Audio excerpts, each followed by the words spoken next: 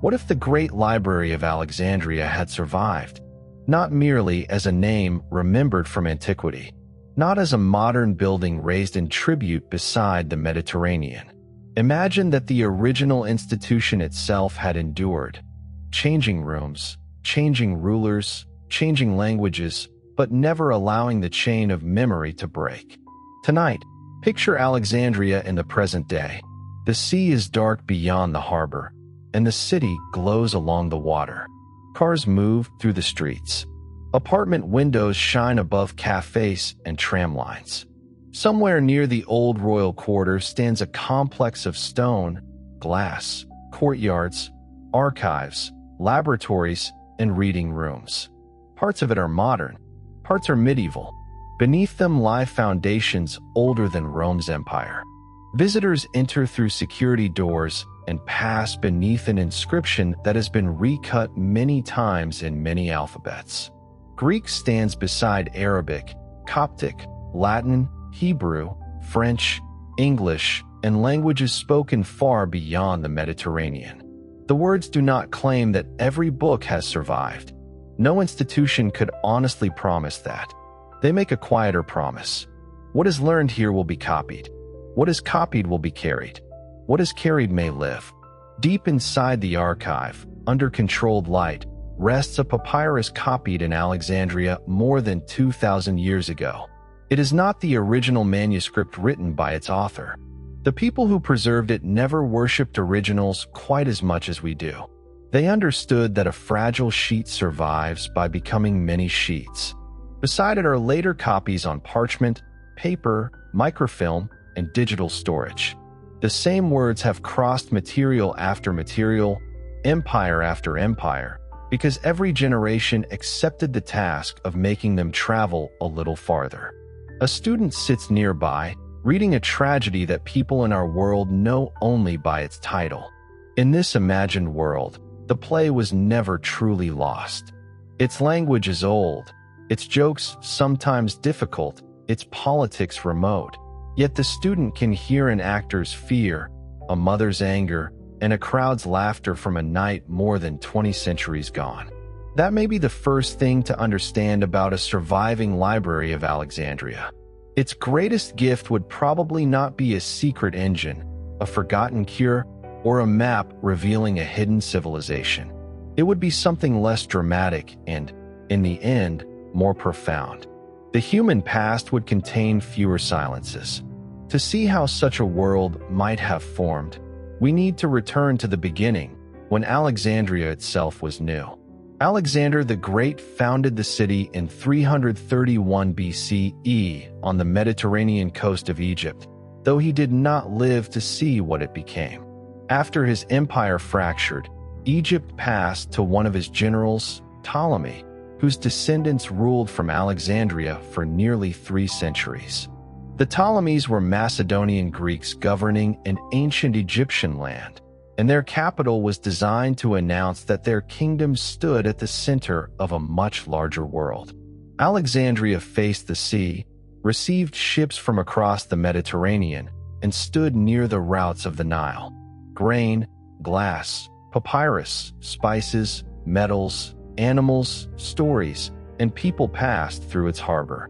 Greek settlers lived beside Egyptians, Jews, merchants, sailors, officials, laborers, and travelers from distant regions.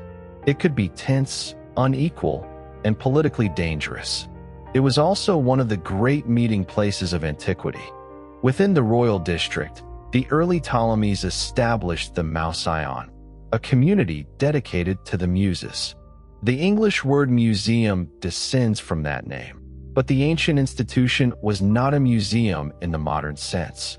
It was closer to a research institute, scholarly residence, dining community, and intellectual court supported by the monarchy.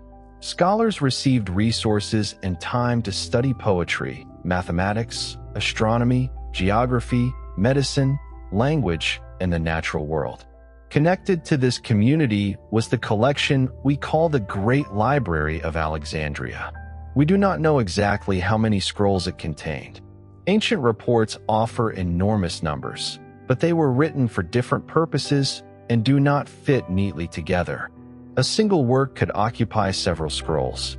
Copies, editions, and commentaries might be counted separately. The library may have held tens of thousands of book rolls, perhaps far more, but precision disappears quickly when the evidence is thin. The uncertainty matters. Alexandria has become a symbol so powerful that legend often fills every gap. In popular imagination, the library contained nearly all the knowledge of the ancient world. Then, in a single terrible night, flames consumed it, and humanity lost 1,000 years of progress. The real history is less clean. There was almost certainly no single moment when one complete universal library burned and the ancient world suddenly forgot everything it knew. Julius Caesar's forces were involved in a fire in Alexandria in 48 BCE, and ancient sources describe books or warehouses being destroyed. Later conflicts damaged parts of the city. The royal quarter changed. Imperial support weakened. The Mouseion appears to have survived in some form into the Roman period, while another important collection existed at the Serapeum. Across centuries, institutions declined, collections dispersed, scholars moved, buildings were repurposed, and fragile texts stopped being copied. A scroll does not need to burn in order to vanish.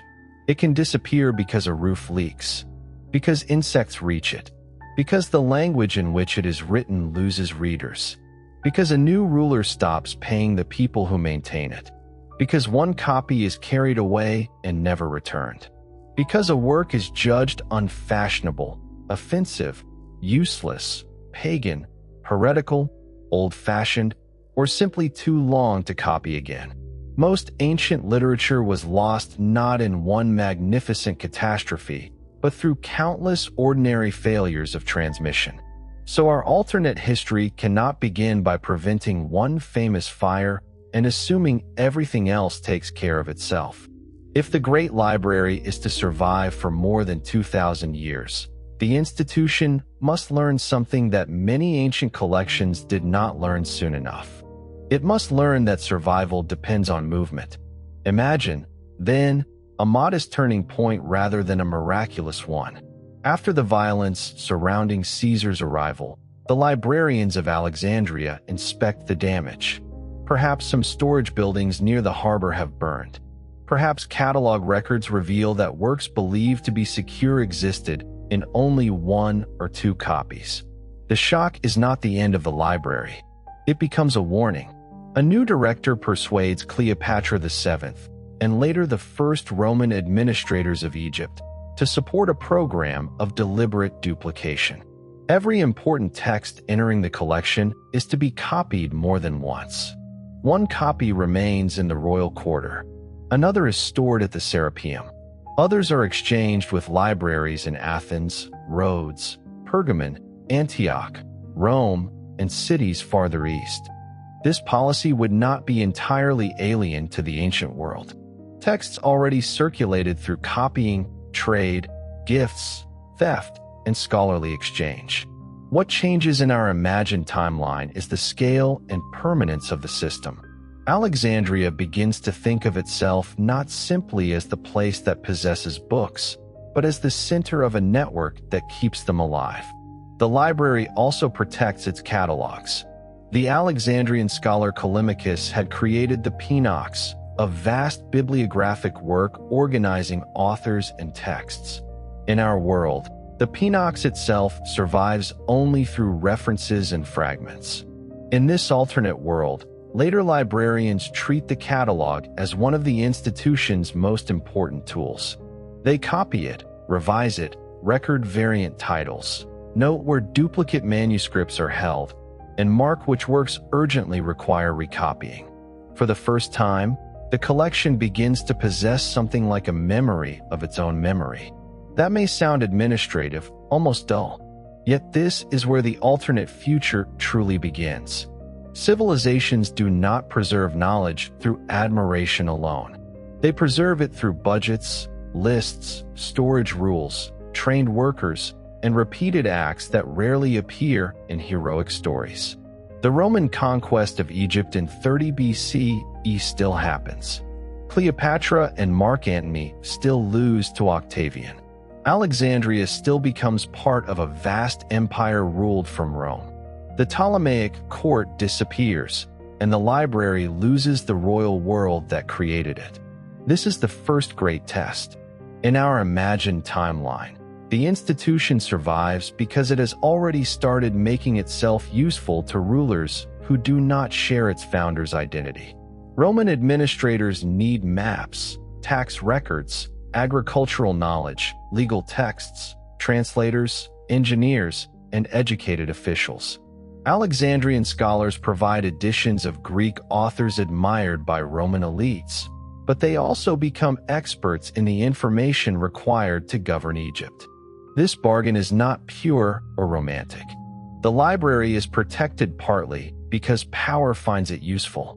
Its scholars help an empire count land, interpret local traditions, and manage resources. Knowledge and authority have always lived closer together than libraries sometimes like to admit. Yet Roman protection gives the institution time. Generations of scholars continue the work of editing and comparing texts. They do not merely store copies of Homer. They compare different versions, identify lines added by scribes, explain obscure words, and create standardized editions. Their methods are early forms of textual criticism, the attempt to reconstruct a work by examining how copies differ. That tradition grows stronger in the surviving library. When manuscripts disagree, librarians preserve the disagreement instead of silently choosing one reading. Marginal signs develop into fuller notes. Later copies include records of earlier variants. The institution becomes less confident that it possesses one perfect text and more interested in documenting how texts change. This habit will matter far beyond poetry. It encourages scholars to distinguish observation from commentary, original claim from later addition, and evidence from authority. It does not create modern science by itself, but it strengthens one of the quiet skills on which science will someday depend: the ability to ask not only, "What does the book say?" but also, "How do we know this is what the book originally said?" Alexandria under Rome remains unstable. There are riots, ethnic tensions, imperial politics, and periods of violence. No alternate history should turn the city into a peaceful sanctuary untouched by the forces around it. A library can survive inside a troubled society, but it cannot float above that society. During each crisis, the network matters. If one collection is damaged, copies return from another city. If a scholar flees, correspondence continues. If funding declines in Alexandria, a related community in Antioch or Athens preserves part of the work. The Great Library is still called Alexandrian, but by the 2nd century CE, it is no longer a single point of failure. And because it remains active, its collection changes. This is important. A library that only preserved what the Ptolemies collected would eventually become a tomb of beautiful irrelevance. To survive, Alexandria must keep acquiring the present. Roman histories arrive. Legal commentaries arrive. Egyptian religious texts are copied alongside Greek interpretations of them.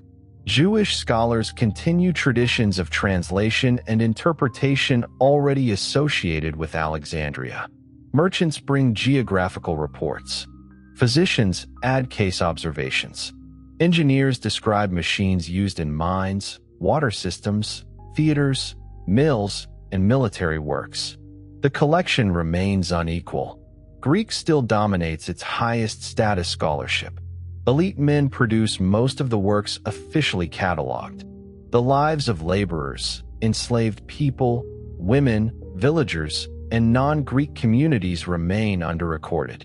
Survival does not automatically create fairness, but the institution's long memory begins to expose the limits of its own collection. A librarian in the 2nd century notices that tax documents reveal an Egypt absent from court poetry.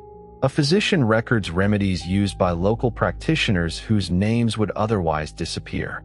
A scholar compares Greek accounts of distant peoples with travelers' descriptions and finds contradictions. Slowly, the library's mission shifts from collecting only celebrated works toward preserving evidence of how people actually live. Not because the ancient librarians suddenly adopt modern values, but because continuity changes what questions become possible. When an institution lasts for centuries, its blind spots become visible against time. Now imagine entering one of its reading rooms around the year 150 CE. Outside, Alexandria is crowded and noisy. Ships creak in the harbor. Vendors call in several languages. Inside, light falls across shelves holding papyrus rolls in labeled containers. A scholar studies measurements of Earth. Another examines a medical text copied from an older Alexandrian anatomist. A third dictates a commentary while an assistant checks citations against the catalog. On one table lies a work by Aristarchus of Samos proposing that Earth moves around the sun. The idea is not unknown in our world. Ancient writers mention it. But the original work did not survive. Here it has. Would that one manuscript cause an ancient scientific revolution? Probably not. This is where the fantasy of Alexandria often becomes too easy. Knowledge is not a row of locked doors opened by finding the correct lost key. A heliocentric idea requires more than preservation. It requires observations precise enough to test it, mathematics capable of predicting planetary motion, instruments able to improve those observations, institutions willing to challenge established models, and reasons for scholars to invest years in the problem. The ancient world possessed brilliant mathematics and careful astronomy. It also lacked telescopes, mechanical clocks, modern optics, and many of the social structures that later supported large communities of experimental researchers. Preserving Aristarchus would keep an alternative model visible. It might inspire more debate. It might lead some astronomers to develop it further. But it would not place Galileo in the Roman Empire by simply surviving on a shelf. The same is true of technology. Alexandrian engineers described pumps, automata, water organs, surveying tools, and devices driven by steam or heated air. Hero of Alexandria famously wrote about an eolipile, a sphere turned by jets of steam. In popular alternate history, this machine often becomes the seed of an ancient industrial revolution. But a spinning demonstration is not yet a factory engine. Industrialization required metallurgy, precision manufacture, access to energy, investment systems, transport networks, markets, labor arrangements, and a long sequence of improvements that made engines reliable and economical. A society with abundant coerced labor may have less incentive to replace human effort with expensive machinery. A device admired in a temple or lecture hall does not automatically become the center of production. If the library survives, ancient engineering knowledge is less likely to vanish. Water pumps may improve. Mills may spread more widely. Surveying and construction may become more consistent. Certain techniques may arrive earlier in some places. Yet Rome does not suddenly fill with railways. The alternate world changes through accumulation, not magic. Small improvements are remembered instead of repeatedly reinvented. Failed experiments are recorded. Engineers can begin from the best surviving design rather than from rumor. A machine developed in Syria can be compared with one built in Egypt. A commentary written generations later can explain why an older design failed.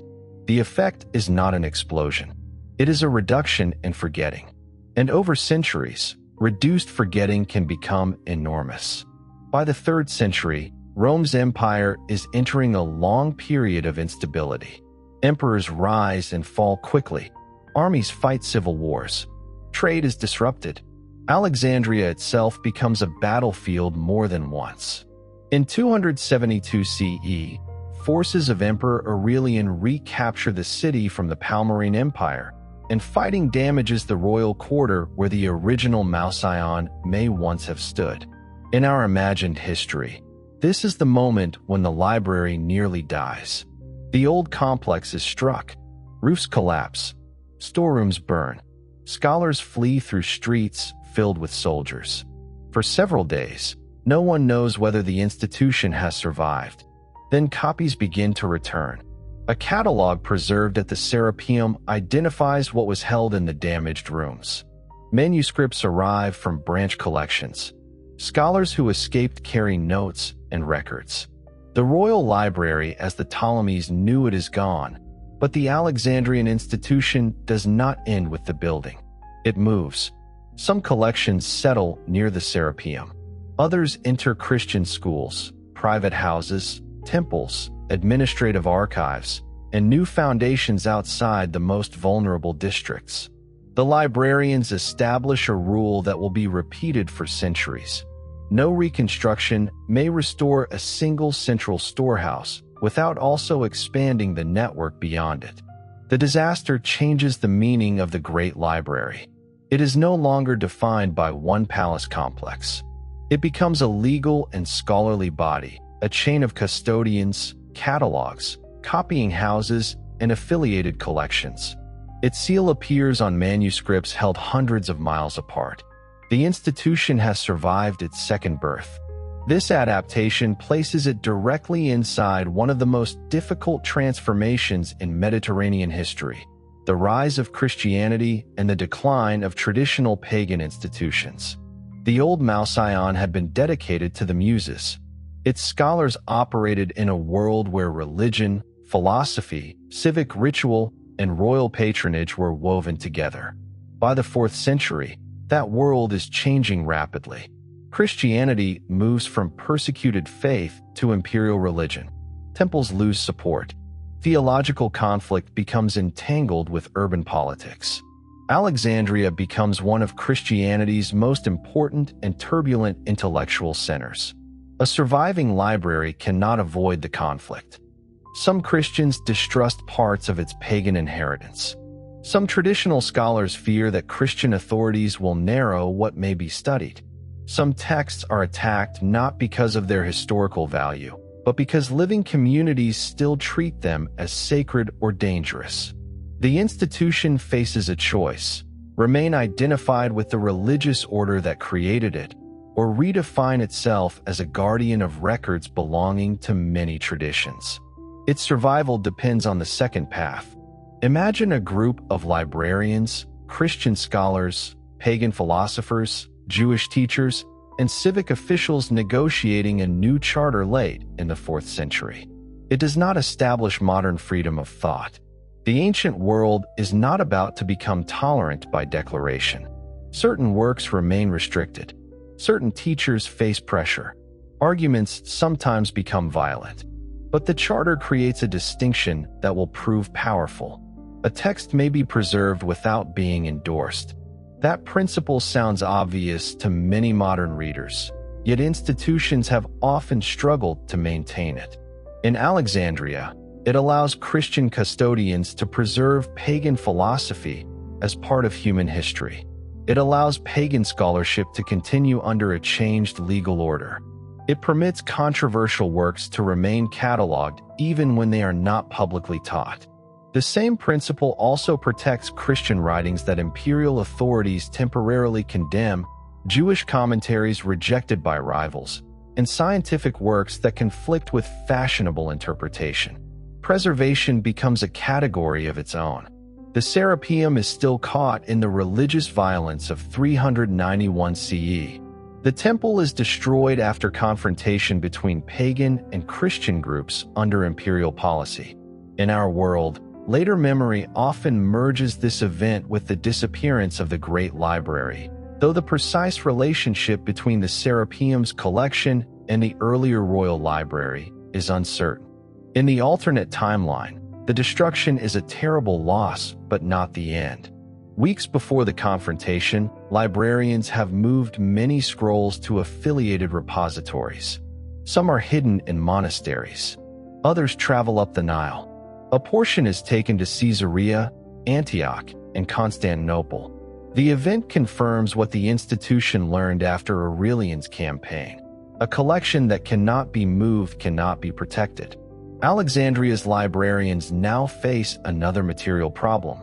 Papyrus is light and practical, but it does not endure indefinitely, especially under poor conditions. The scroll format is also becoming less convenient than the codex, the ancestor of the modern bound book. Christians have adopted codices enthusiastically, but the format spreads beyond religious use. A vast conversion begins.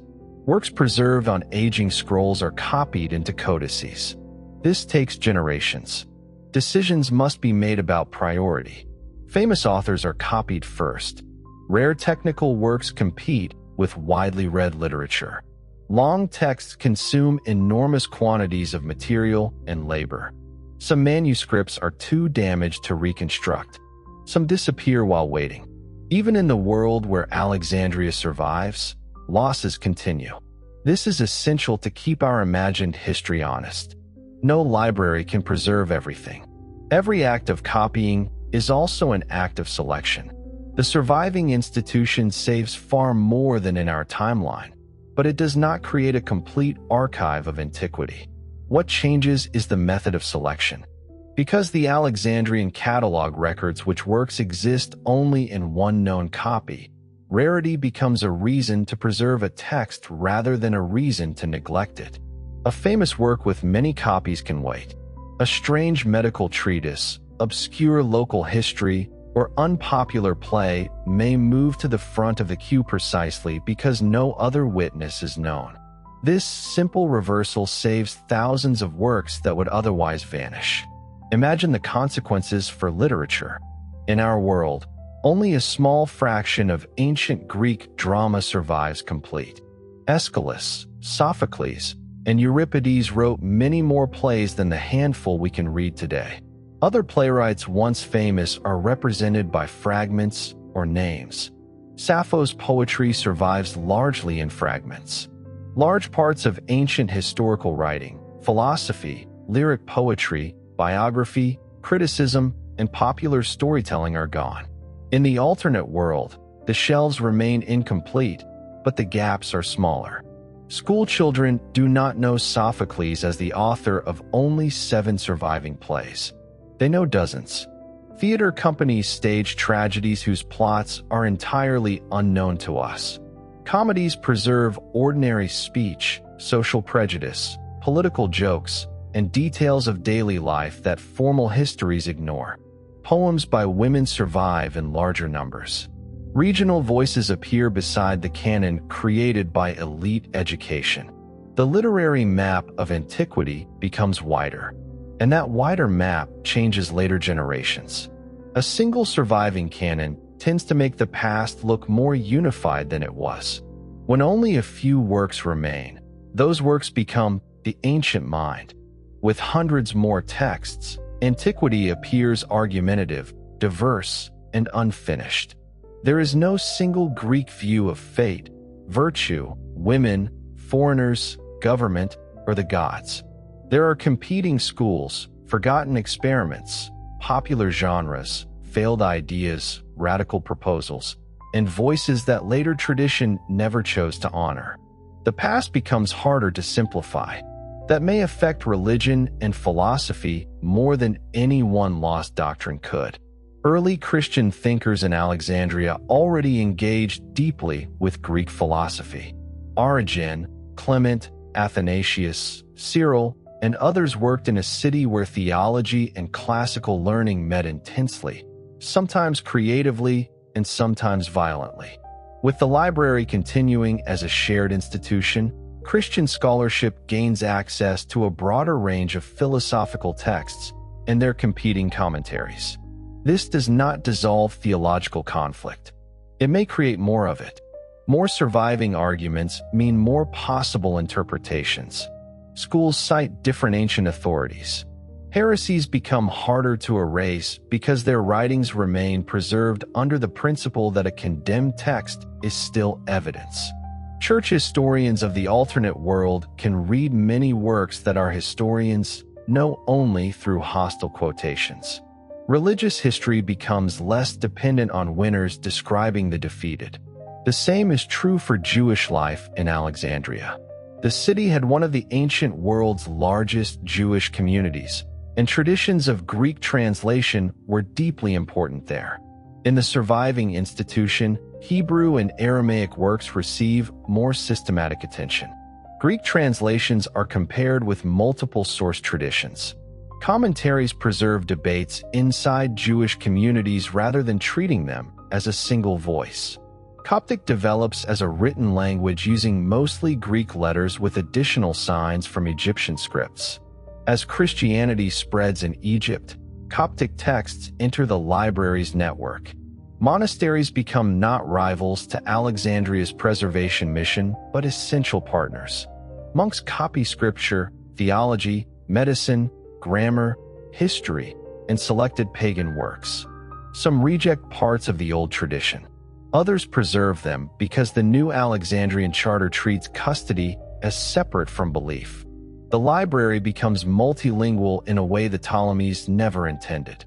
This changes its center of gravity. Greek remains important, but no longer sufficient. Catalogers need translators. Works acquire parallel records in different languages. Scholars learn to track not only variant manuscripts, but variant translations. A concept carried from Egyptian into Greek, from Greek into Syriac, and from Syriac into another language may shift meaning at each stage. Alexandrian scholars begin recording those shifts. Translation itself becomes an object of study. Again, the result is not modern linguistics appearing overnight. It is a durable culture of comparison. The library preserves not only statements, but the routes by which statements move. Then the Western Roman Empire fragments. Armies cross borders. Cities shrink.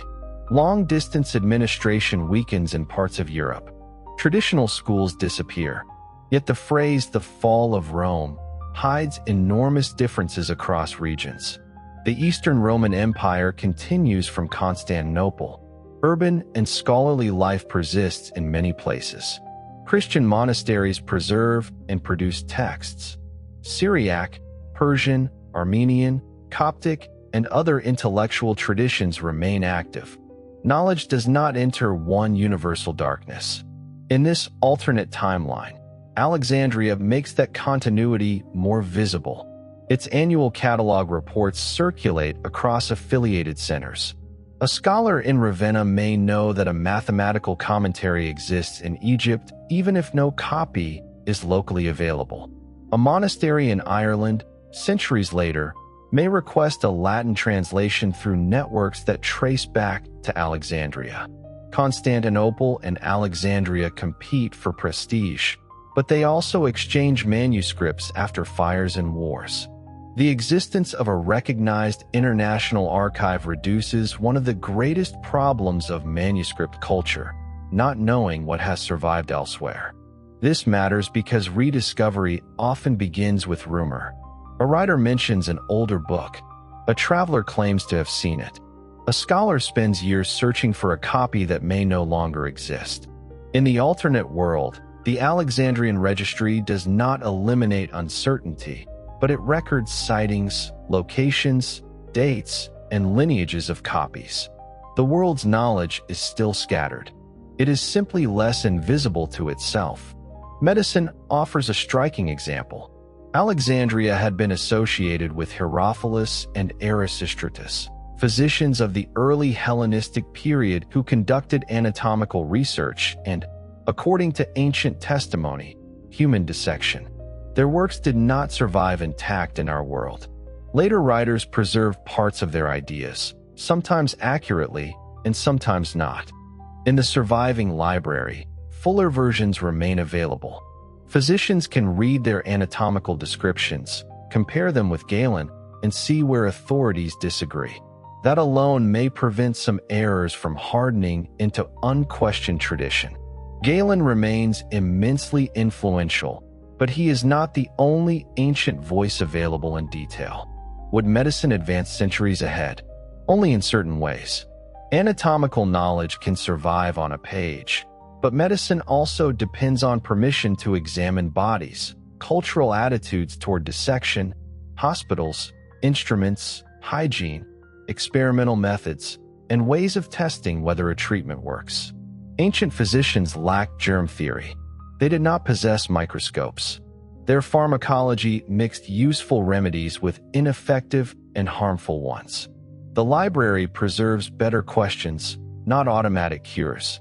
A physician might recognize a nerve described correctly by Herophilus and avoid repeating a later mistake. Surgical manuals might transmit techniques more consistently.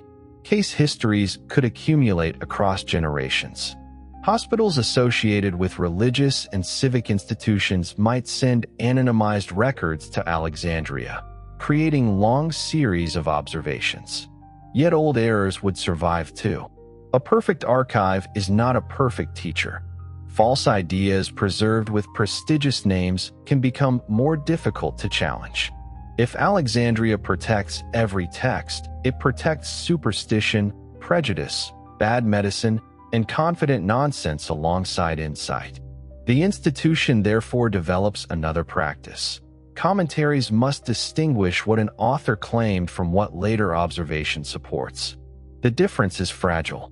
Rulers and religious authorities sometimes dislike it. Physicians resent challenges to tradition. But a library with centuries of conflicting texts has learned that authority cannot be measured by age alone. By the 6th century, the Alexandrian network is no longer merely a collection. It is becoming a system for comparing claims across time. Then comes another age of war. The Eastern Roman and Sasanian Persian empires exhaust themselves in long conflict. Alexandria is captured by Persian forces in 619 CE and later returned to Byzantine control. Only a few decades afterward, Arab armies enter Egypt. In 641, Alexandria passes into the expanding Islamic Caliphate. Here popular legend offers another famous fire. A story repeated many centuries later claims that Caliph Umar ordered the library's books burned because anything agreeing with the Quran was unnecessary and anything disagreeing with it was dangerous. Historians generally regard this tale as a late invention, unsupported by contemporary evidence. By the 7th century in our world, the original Great Library had already disappeared long before. But in our alternate world, a major Alexandrian institution is still there. So the Arab conquest becomes its greatest test since antiquity. The city's rulers change. Greek administration gives way gradually to Arabic. Tax systems are reorganized. Political power shifts inland, first toward Fustat and eventually Cairo. Alexandria is no longer the capital it once was. A library tied only to Greek imperial identity might now fail. The surviving institution does something it has done before. It negotiates its usefulness without surrendering its memory. Its physicians treat new officials. Its geographers explain the Nile and Mediterranean routes. Its translators provide access to Greek, Coptic, and Syriac records. Its librarians present the collection not as the sacred property of a defeated empire, but as a treasury of practical and intellectual inheritance now available to the new one. There are losses. Manuscripts disappear during the transition. Some scholars leave. Funding becomes uncertain. Parts of the network are cut off by war. But no order is given to destroy everything. Instead, a new Arabic catalog begins beside the Greek and Coptic records. The library changes language again. At first, Arabic is simply one more language of administration entering an old archive. Within generations, it becomes one of the great languages of scholarship. The transformation is gradual. Christian scholars who know Greek and Syriac translate works for Arabic-speaking patrons. Egyptian scholars move between Coptic and Arabic. Jewish scholars work across Hebrew, Aramaic, Greek, and Arabic. Vocabulary must be invented for geometry, anatomy, logic, and astronomy. Translators argue over whether to preserve a Greek term, replace it with an Arabic expression, or explain the idea in a phrase. Alexandria now possesses something rare: centuries of notes showing how earlier translators solved similar problems. Its scribes can compare a Greek original with a Syriac version, a Coptic commentary, and a new Arabic rendering. They can identify where a difficult sentence was misunderstood generations before. Translation becomes faster in some cases, more careful in others, and far more transparent. This does not make Alexandria the only center of learning in the Islamic world. It should not. Baghdad still rises under the Abbasid caliphs. Scholars still gather there. The translation movement associated with the House of Wisdom still draws on Greek, Persian, Indian, and Syriac knowledge. Jundashaper, Harran, Damascus, Cairo, Cordoba, Bokhara, and many other places contribute to an intellectual world far larger than one library. The surviving Alexandria becomes a bridge inside that world rather than its master. A scholar in Baghdad can request a rare Alexandrian manuscript and receive a certified copy with notes on its age and textual variants. An astronomer can compare Ptolemy's Almagest with older observation tables preserved in Egypt. A physician translating Galen can consult the works Galen himself criticized. A mathematician can read not only Euclid but centuries of commentary on Euclid, including approaches that failed and questions left unresolved. Alexandria's greatest contribution is context. In our world, the medieval translation movements preserved, transformed, and expanded an enormous body of ancient learning. Islamic scholars did not simply store Greek knowledge until Europe wanted it back. They criticized it, corrected it, added Indian mathematical ideas, Persian administrative traditions, new observations, new instruments, and original theories. In the alternate world, that creative process begins with a larger and more accurately documented inheritance. Astronomy offers the next test. The library preserves extended records of eclipses, planetary positions, unusual stars, comets, and seasonal observations gathered over many centuries. Some are Greek. Some derive from Egyptian temple traditions. Others have been copied from Babylonian sources. After the conquest, scholars add observations from across the caliphate. Long records do not automatically reveal the structure of the universe, but they expose errors that short records can hide. If a planetary model predicts positions accurately for a few decades but drifts over centuries, Alexandrian tables make that drift visible. Astronomers can compare theory against a deeper past. They refine parameters, question assumptions, and build better instruments to resolve disagreements. The heliocentric proposal of Aristarchus remains in circulation, not as a forgotten curiosity mentioned by another author, but as a complete argument. It still faces serious problems. Without detecting stellar parallax, the motion of Earth appears to require stars to be unimaginably distant. The physics of motion is not yet ready to explain why people do not feel Earth turning. Ptolemy's geocentric mathematics remains highly effective for prediction, but heliocentrism never disappears entirely from respectable discussion. A small minority of astronomers continue modifying it. Some combine it with models from India and Persia. Others reject it after careful analysis. The important change is not that everyone accepts the sun-centered system in the 8th century. It is that later scholars do not need to reinvent the possibility from scattered hints. When improved instruments finally make older questions answerable, the questions are waiting. Mathematics changes in a similar way. The Alexandrian collection preserves Euclid's elements in multiple editions, Archimedes' works in greater completeness, writings by Apollonius on conic sections, Diophantus on numerical problems, and many lesser-known treatises. It also records methods from Egypt and the Near East that elite Greek authors sometimes ignored. Through the Islamic world, these traditions meet Indian numerals, place value notation, zero, algebraic methods, and new computational techniques. Alexandria is no longer the source from which knowledge flows outward. It is one node where different traditions meet and discover that they solve different parts of the same problem. This meeting is more consequential than the simple survival of any single ancient book. A library can preserve a method. A cosmopolitan scholarly network can combine methods that their creators never encountered. Astronomers need easier calculation. Merchants need reliable arithmetic. Surveyors need geometry. Inheritance law creates complex numerical problems. Religious practice requires calendars and directions. These practical demands push mathematical ideas into use. Because Alexandria maintains records of terminology and proof, scholars can translate between geometric and algebraic ways of thinking more easily. Diophantine problems are read beside algebraic procedures. Indian algorithms are tested against Greek proofs. The distinction between practical calculation and theoretical mathematics becomes less rigid.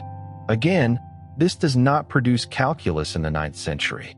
Some ingredients of later mathematics appear earlier and in closer contact, but deep advances still require new conceptual tools and generations of work. The alternate timeline may accelerate certain developments by decades or perhaps centuries. It does not erase the difficulty of discovery. Medicine benefits from the same expanded conversation. Arabic-speaking physicians receive fuller Alexandrian anatomical and clinical texts. They also inherit Greek theories of humors, many of which are wrong. They combine this inheritance with Persian, Indian, and local medical knowledge. Hospitals in major cities create environments for teaching and observation. Pharmacology expands as trade brings substances from a wider world. Alexandria's network begins collecting case histories in a more standardized form. A patient's symptoms, treatment, changes, and outcome are recorded separately from the physician's explanation. This practice emerges because librarians have spent centuries distinguishing text from commentary and claim from evidence. Physicians are encouraged to write what happened before writing why they believe it happened. It is a small methodological improvement with large potential. Over time, patterns appear. Some treatments associated with famous authorities do not perform well. Some humble practices do. Differences between patients become harder to ignore. Outbreaks can be compared across cities and years. Yet medicine remains dangerous. Without knowledge of microbes, infection is misunderstood.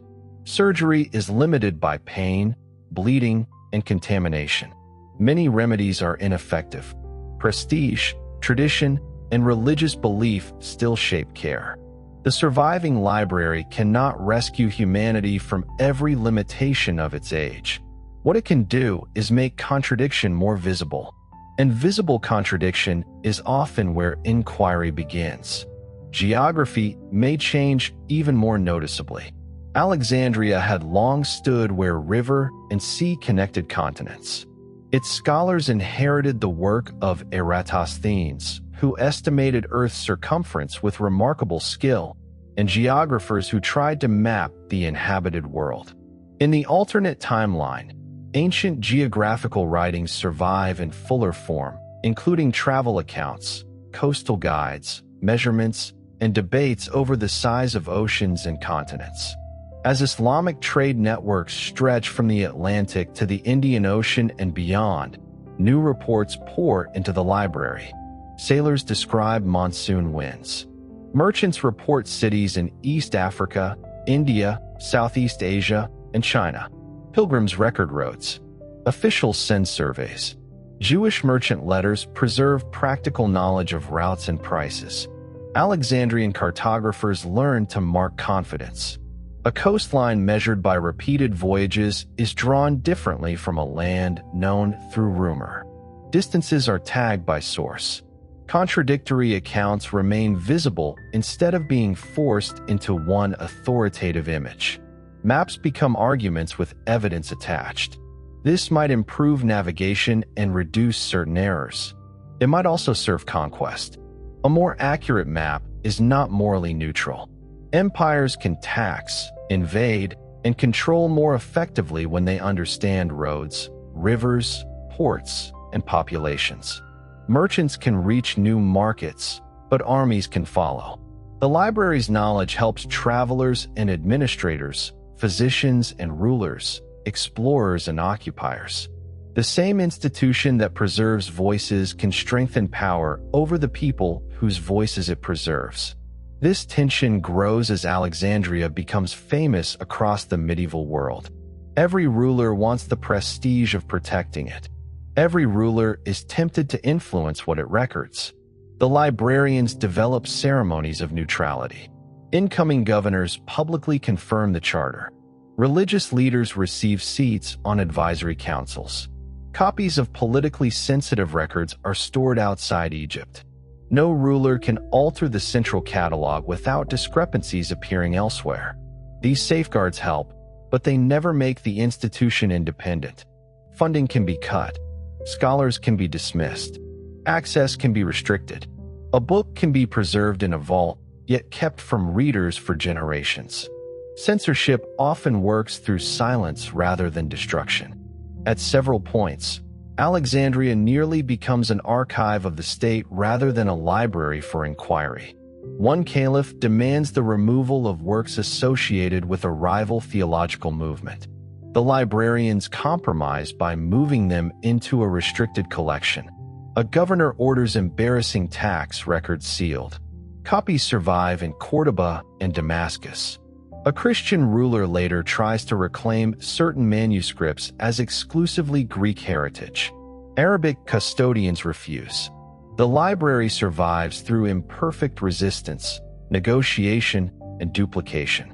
Its story is not one of pure guardians standing against barbaric rulers. Scholars can be vain, partisan, corrupt, and fearful. Some cooperate with censorship. Some hide manuscripts for personal power. Some deliberately miscatalog dangerous works. Others risk their positions to preserve them. What endures is not heroic virtue in every generation. It is a structure that makes total erasure difficult. By the 10th century, a visitor to Alexandria encounters an institution unlike the one founded under the Ptolemies. The old royal buildings are ruins beneath later construction. The main reading halls combine Roman stone, Byzantine repairs, and Islamic courtyards. Greek manuscripts rest beside Arabic translations. Coptic codices sit near Syriac commentaries. Paper is increasingly common, transforming the economics of copying. Scholars arrive from Cairo, Baghdad, Jerusalem, Constantinople, North Africa, Al-Andalus, and farther east. The catalog itself fills rooms. It is no longer one list, but a layered system. Authors, titles, subjects, languages, locations, variant versions, chains of translation, and records of missing works. Librarians can trace an Arabic medical text back through a Syriac translation to two Greek manuscripts that disagree. They can tell a reader that a lost history was quoted by 5 later authors and that one damaged copy may exist in Sicily. Humanity has not acquired perfect knowledge. It has acquired better knowledge of what it does not know. That distinction may be the library's most important intellectual legacy. A civilization that remembers only conclusions tends to treat them as certainties. A civilization that remembers debates, drafts, failed calculations, and rival schools can see knowledge as a process. Alexandria becomes famous not for possessing final answers, but for preserving the paths by which answers were attempted. This attitude influences education. Students are not trained only to memorize authoritative works. They are shown variant manuscripts. They compare translations. They examine a medical theory beside cases that challenge it. They learn that a respected geographer can be brilliant in one measurement and mistaken in another. The method spreads through affiliated schools. It remains limited to a small, educated minority. Most people still cannot read. Books remain costly. Rural life is far from the scholarly networks of cities. Intellectual openness inside a library does not create political equality outside it. But among those who study, a habit grows. Disagreement can be preserved without being resolved by destruction. Then paper begins to change everything. Papermaking techniques, developed in China and transmitted westward through Central Asia and the Islamic world, make writing material cheaper and more abundant than parchment. Alexandria adopts paper aggressively. Copying houses expand. Catalogs that once existed in a handful of costly volumes can be reproduced for regional centers. Students can own more texts. Scholars exchange shorter treatises and corrections with greater speed. The library launches what later historians call the 1,000 Copies Project. Works considered foundational or uniquely vulnerable are copied in large numbers and sent across the network. Not literally every title reaches 1,000 copies, but the name expresses the ambition. Texts survive shipwrecks, fires, wars, and political collapse because no one knows where the last copy is. There is rarely a last copy anymore. The project also reveals a problem. Copying errors multiply with copies. A scribe skips a line. A marginal note enters the main text. A number changes. A translator smooths an ambiguity. Popular works produce families of versions that drift apart. Alexandrian scholars respond by developing lineage records for manuscripts. A copy states where and when it was made, which exemplar it used, who checked it, and what known defects remained. Important works receive comparison editions based on several witnesses. The idea resembles, in distant form, the version histories of the digital age. No manuscript is simply the book. It is one point in a chain. That understanding spreads to law, theology, science, and history. When two legal codes conflict, their dates and lineages matter. When a theological quotation differs, scholars can trace its transmission.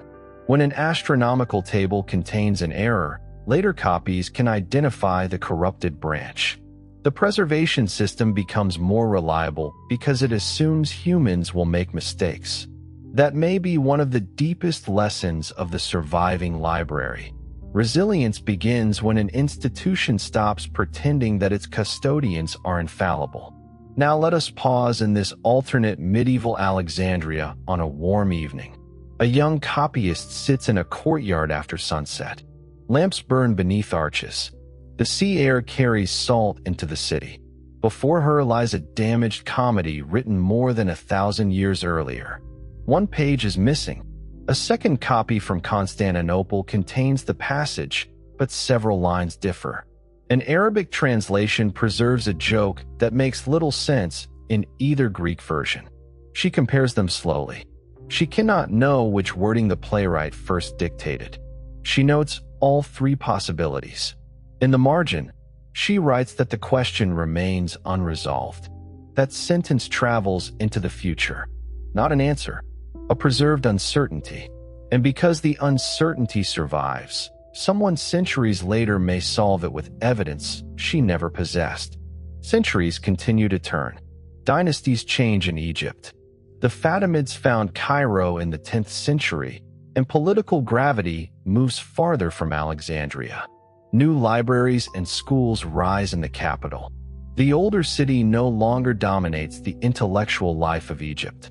This might seem like another path toward decline. Instead, the Great Library becomes less dependent on being the greatest institution in the greatest city. It has survived enough changes to understand that prestige is temporary. Cairo's scholars join its network. Collections are duplicated between the cities.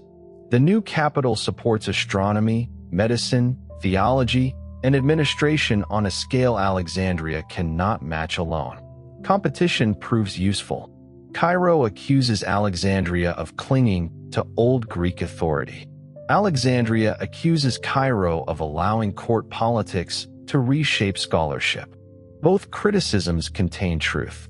Scholars move between them, carrying methods and grudges.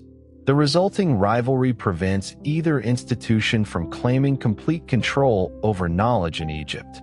Farther west, libraries in Al-Andalus build immense collections. In Sicily and southern Italy, Greek, Arabic, Latin, and Jewish traditions meet. Translators in several regions make works available to Latin readers. In our world, these translation movements played a major role in European intellectual history. In the alternate world, they draw on Alexandria's deeper catalogs and wider manuscript families. Europe does not suddenly receive a sealed box labeled Ancient Wisdom. It receives arguments. Latin scholars encounter Aristotle not as one perfectly preserved authority, but through variant Greek copies, Arabic commentaries, Syriac translation notes, and criticism by generations of philosophers. Euclid arrives with alternate proofs. Ptolemy arrives beside observations that expose weaknesses in his tables. Medical texts arrive with annotations recording centuries of disputed practice. This makes learning richer and more difficult. A smaller inheritance can seem coherent. A larger inheritance reveals disagreement. Medieval universities must develop tools for organizing contradiction.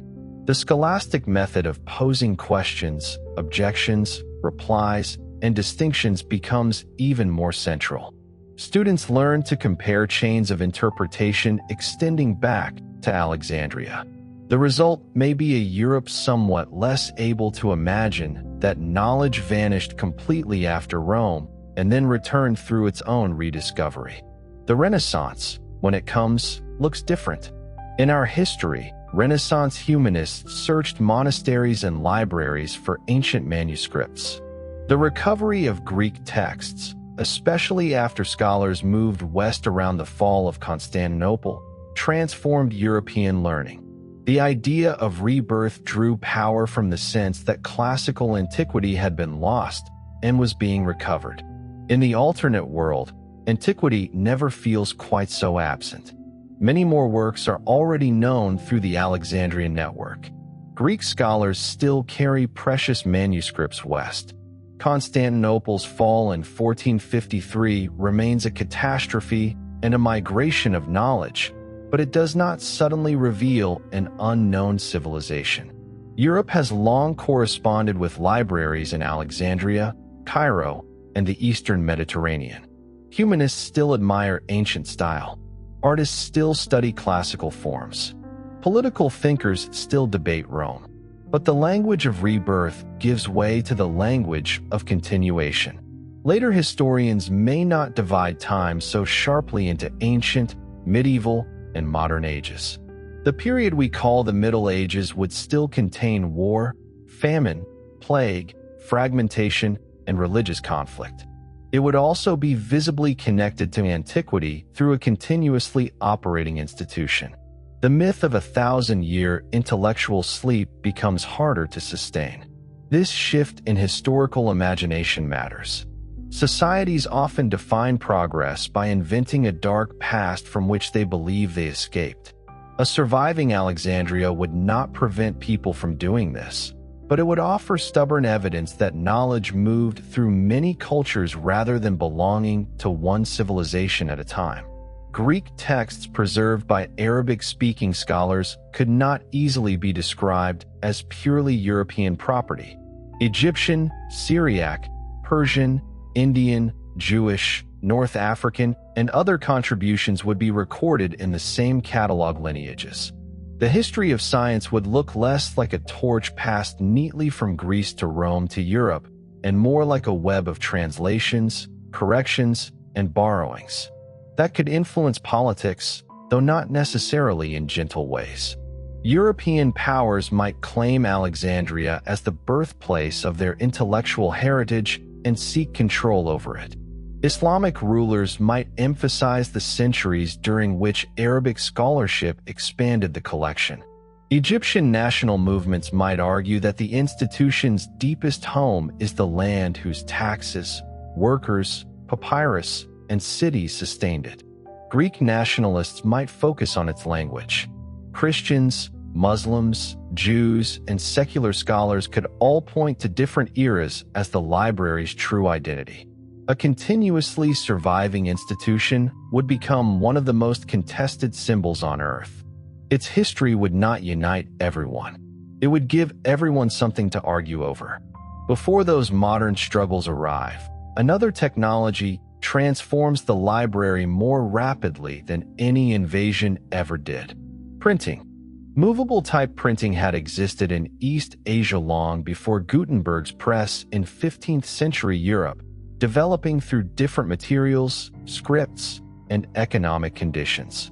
In the Mediterranean world, block printing and other reproductive techniques were known in limited forms, but manuscript copying remained dominant for books. When printing presses spread through Europe, Alexandria immediately understands what they mean. The institution has spent more than 1,000 years trying to make enough copies to defeat loss. A machine that can produce hundreds of nearly identical impressions appears to fulfill its oldest dream. The first Alexandrian presses face obstacles. Arabic script requires technical adaptation. Greek needs its own type.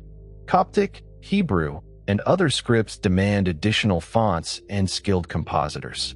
Religious authorities worry about errors multiplying at unprecedented speed. Scribes fear losing their livelihoods. Calligraphers argue that mechanical pages flatten the beauty and discipline of handwritten text. The debate becomes fierce. The library's leaders decide that printing should not replace manuscripts at once. It should be used first for catalogs, grammars, widely studied classics, and reference tables. Rare manuscripts are printed only after comparison by several editors. Each edition records the sources used and lists uncertain passages. This creates something like the first sustained culture of critical editions on an industrial scale. Printers elsewhere are not required to follow Alexandrian practice. Cheap, inaccurate books flood markets. Political propaganda spreads. Religious controversy accelerates. Printing makes lies durable and portable just as effectively as truth. But the Alexandrian seal becomes a sign that an edition has documented its lineage. For scholars, this matters. A reader in Paris, Fez, Venice, or Istanbul can know which manuscript family stands behind a printed text. Corrections circulate in later editions. The old methods of textual comparison combine with the speed of the press. Ancient works that exist in only a few manuscripts are printed before war or decay can eliminate them. Each printed edition creates hundreds of new survival points.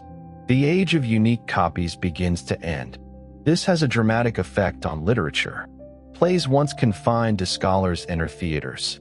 Epic poems unknown in our world become part of national education. Political works by defeated ancient movements return to debate. Histories of regions outside Greece and Rome complicate European ideas about the ancient world. Some discoveries delight readers. Others disturb them. A complete ancient text may show that a famous philosopher held views later admirers carefully ignored. A lost history may describe a celebrated ruler as a butcher.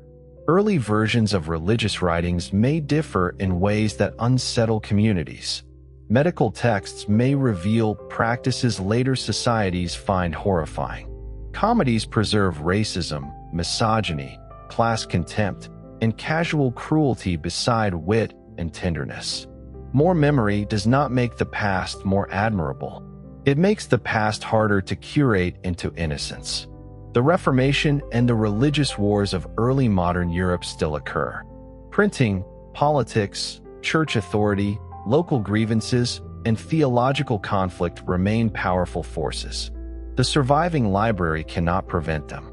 It does, however, change the evidence available to all sides. Reformers consult fuller records of early Christianity. Catholic scholars answer with equally deep textual traditions. Eastern Christian writings play a larger role in Western arguments. Jewish scholarship is more visible. Heretical works survive in forms not defined solely by their opponents. The debates become more historically informed and perhaps even more intense. People rarely become less certain merely because they receive more documents. They select the records that strengthen their cause. Alexandria's catalogs reveal context, but context can be ignored. During periods of religious violence, the library becomes a target without being physically near the battlefield. Competing rulers demand that it condemn rival editions. Agents attempt to steal manuscripts. Forged Alexandrian seals appear on partisan publications. Librarians develop new methods of authentication. Watermarks, registration numbers, signed colophons, and deposited copies held in several cities. The institution's work begins to resemble both scholarship and security. Then Europe's oceanic expansion accelerates. Portuguese ships round Africa. Spanish expeditions cross the Atlantic. Trade routes connect continents with a new intensity, carrying plants, animals, technologies, people, diseases, wealth, and violence. Alexandria's geographical collections make some voyages more informed, but they do not reveal a perfect ancient map of the world. No secret chart accurately displays every coast. Ancient geographers knew far less than legend sometimes grants them. What the library provides is a better record of earlier travel and a stronger method for comparing reports. When news arrives of lands across the Atlantic, scholars search ancient texts for possible references. Some claims prove vague or mistaken.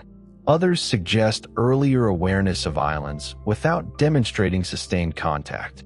The library resists the temptation to turn ambiguity into prophecy. New information pours in faster than the old institution can process it.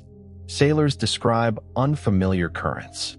Indigenous peoples possess geographical, botanical, and medical knowledge unknown in the Mediterranean. European conquerors seize manuscripts and destroy records. Missionaries create grammars. Administrators count populations. Merchants list commodities. Naturalists collect specimens. Enslaved people carry agricultural and cultural knowledge under brutal conditions. The library faces a moral crisis larger than its cataloging rules. For most of its history, it acquired knowledge through unequal power. The Ptolemies were said to have demanded books from ships entering Alexandria, copying them, and sometimes returning the copies rather than the originals.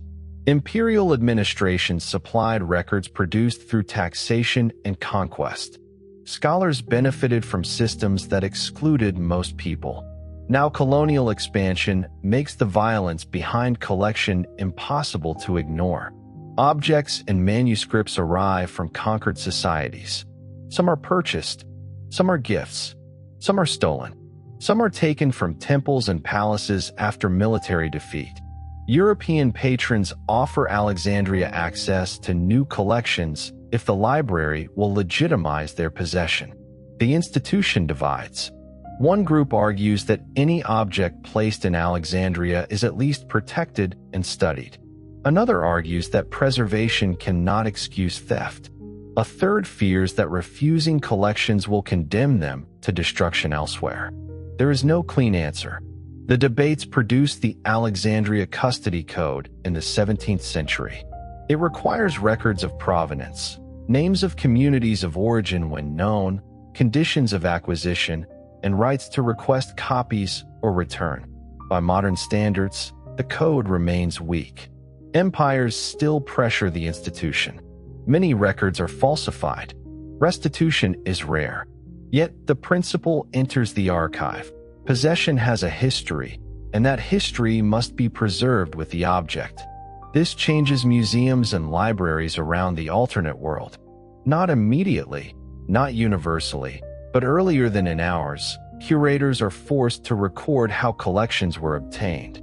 Future generations inherit evidence that makes denial more difficult. The same widening world transforms natural history. Ancient authors had described plants, animals, minerals, and medicines, often mixing observation with legend. Alexandrian editors preserve the original accounts and attach later reports. A creature copied from hearsay is marked differently from one examined directly. Specimens are linked to drawings and locations. Indigenous names are recorded beside imported classifications, at least when collectors make the effort. This gives early modern naturalists a deeper comparative archive. When they encounter animals unknown to classical authors, they cannot continue pretending that the ancient Mediterranean catalog contained all nature. The sheer diversity of life undermines the idea that authority can substitute for observation. An old institution helps loosen the grip of old books by revealing where old books end.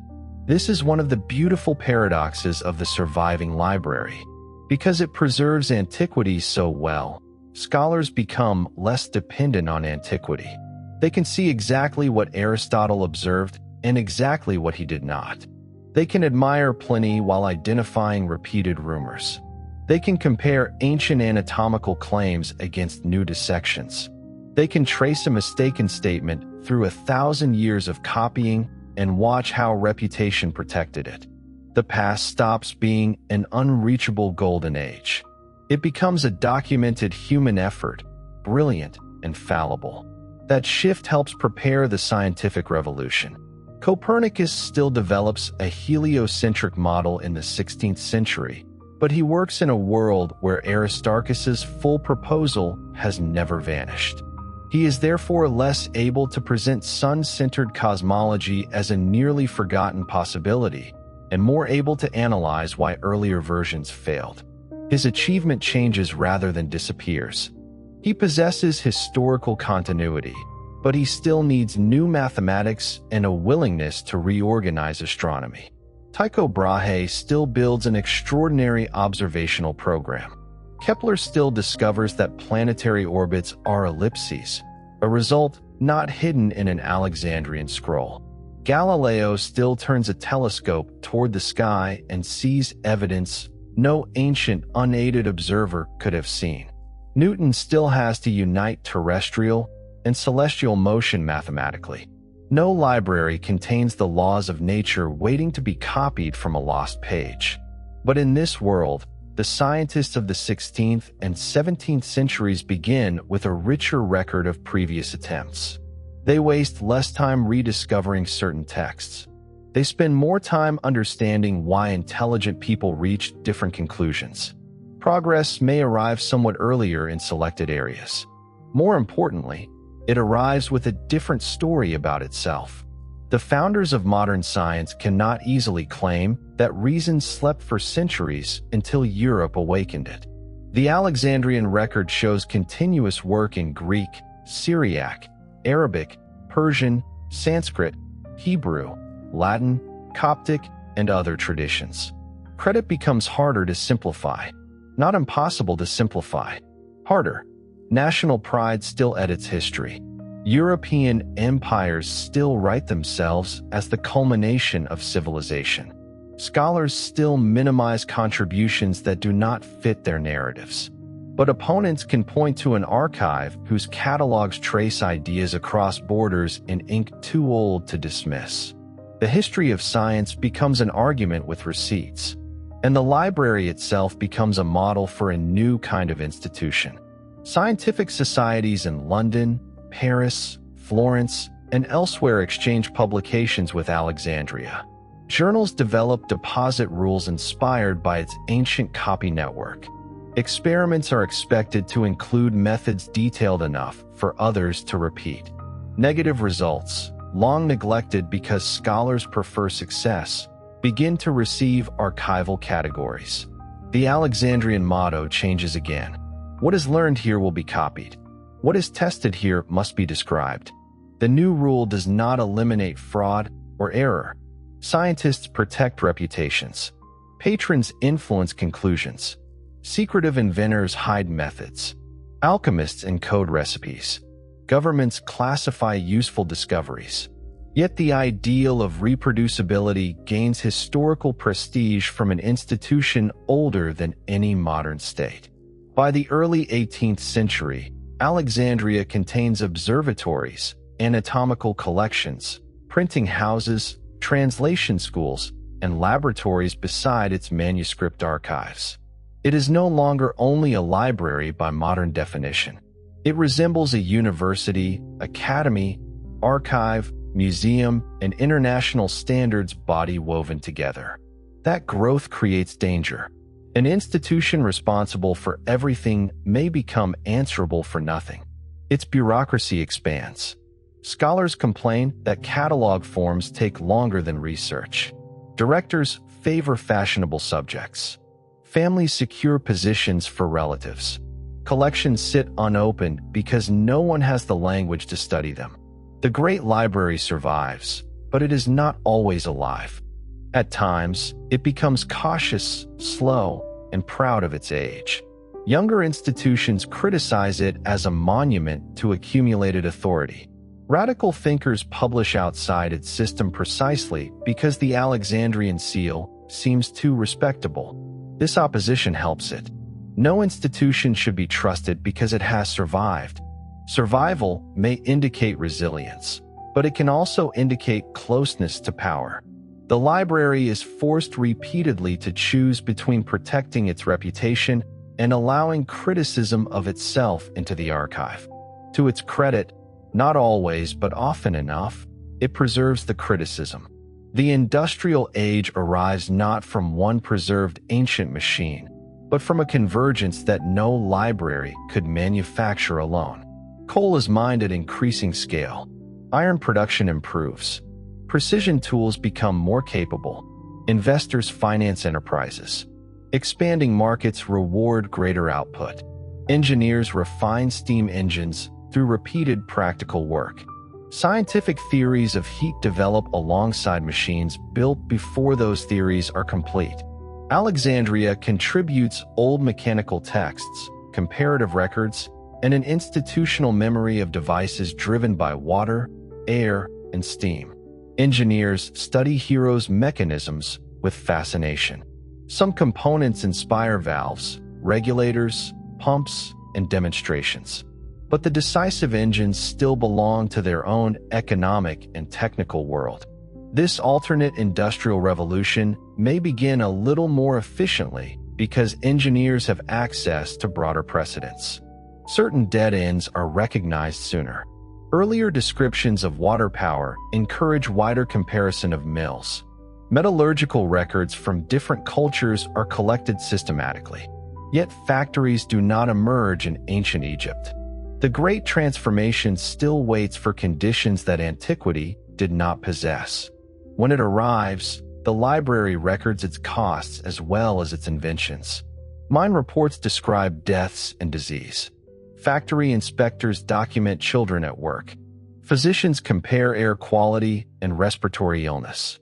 Engineers publish improvements in efficiency, while workers publish accounts of exhaustion and injury. The archive's long habit of preserving opposing voices prevents the story of industry from belonging entirely to inventors and owners. That does not stop exploitation. Knowledge of suffering is not the same as political will to end it. Governments can read reports and ignore them. Consumers can know how goods are produced and continue buying them. The library may preserve a worker's testimony for centuries without changing the workers next morning. Still, documentation gives reformers tools. Long series of records make patterns difficult to dismiss as isolated misfortune. Public health develops with stronger historical data. Cities compare outbreaks, sanitation systems, water sources, and mortality over time. Here, the library's uninterrupted medical archive may produce one of the clearest improvements in the alternate world. Not because ancient physicians knew germ theory. They did not. But because generations of case records, hospital reports, burial registers, and environmental descriptions allow 19th century researchers to examine disease across unusually long periods. When cholera spreads, investigators can compare neighborhoods, water systems, and earlier outbreaks. When puerperal fever kills women after childbirth, hospital records reveal differences between wards and practices. When vaccination is introduced, outcomes can be tracked through established reporting networks. The scientific discoveries still require people to see what others missed. Microscopes, experiments, statistics, and bold challenges to authority remain essential. But the evidence base is deeper and more organized. Public health may improve earlier in some cities. That phrase, "in some cities," matters. Alexandria's influence is wide but uneven. Wealthy institutions adopt standards faster than poor regions can. Colonial administrations collect health data to protect soldiers and commerce while neglecting local populations. Statistics become tools of care and tools of control. The library's old relationship with power continues in modern form. By the 19th century, European empires dominate large parts of the world. Egypt itself becomes entangled in Ottoman rule, local dynastic ambition, European finance, and eventually British occupation. A continuously surviving Great Library would be too valuable, too symbolic, and too strategically placed to escape imperial competition. Imagine French forces entering Egypt in 1798. Napoleon's expedition in our world brought soldiers and scholars, produced detailed studies of Egypt, and helped launch modern European Egyptology under the shadow of invasion. In the alternate world, French officers approach an institution whose catalogs contain 2 millennia of Egyptian, Greek, Coptic, Arabic, and Mediterranean records. They announce that they have come to protect universal knowledge. The librarians have heard that sentence from conquerors before. French scholars are granted supervised access. They are astonished by collections unavailable in Europe. Military officials demand maps and administrative records. The directors refuse some requests, comply with others, and send duplicate catalogs beyond Egypt in case the occupation becomes permanent. When French rule ends, British agents attempt to secure privileged access. Ottoman officials insist on sovereignty. Egyptian reformers argue that foreigners have treated the library as an international prize rather than an Egyptian institution. The conflict transforms its identity again. For centuries, Alexandria survived by presenting itself as useful to each new ruler. Now that strategy appears dangerously close to having no loyalty at all. Egyptian scholars ask a direct question. If the library belongs to humanity, why have Egyptians so often been excluded from controlling it? The question cannot be answered with ancient charters. The institution begins a long and contested process of Egyptianization. Arabic becomes fully equal to the older prestige languages in governance, not merely scholarship. Training programs open to students beyond elite families. Collections concerning village life, oral traditions, crafts, agriculture, women's histories, and popular religion expand. This does not happen smoothly. European directors resist. Local elites compete for appointments. Nationalists sometimes wish to remove foreign influence rather than broaden access.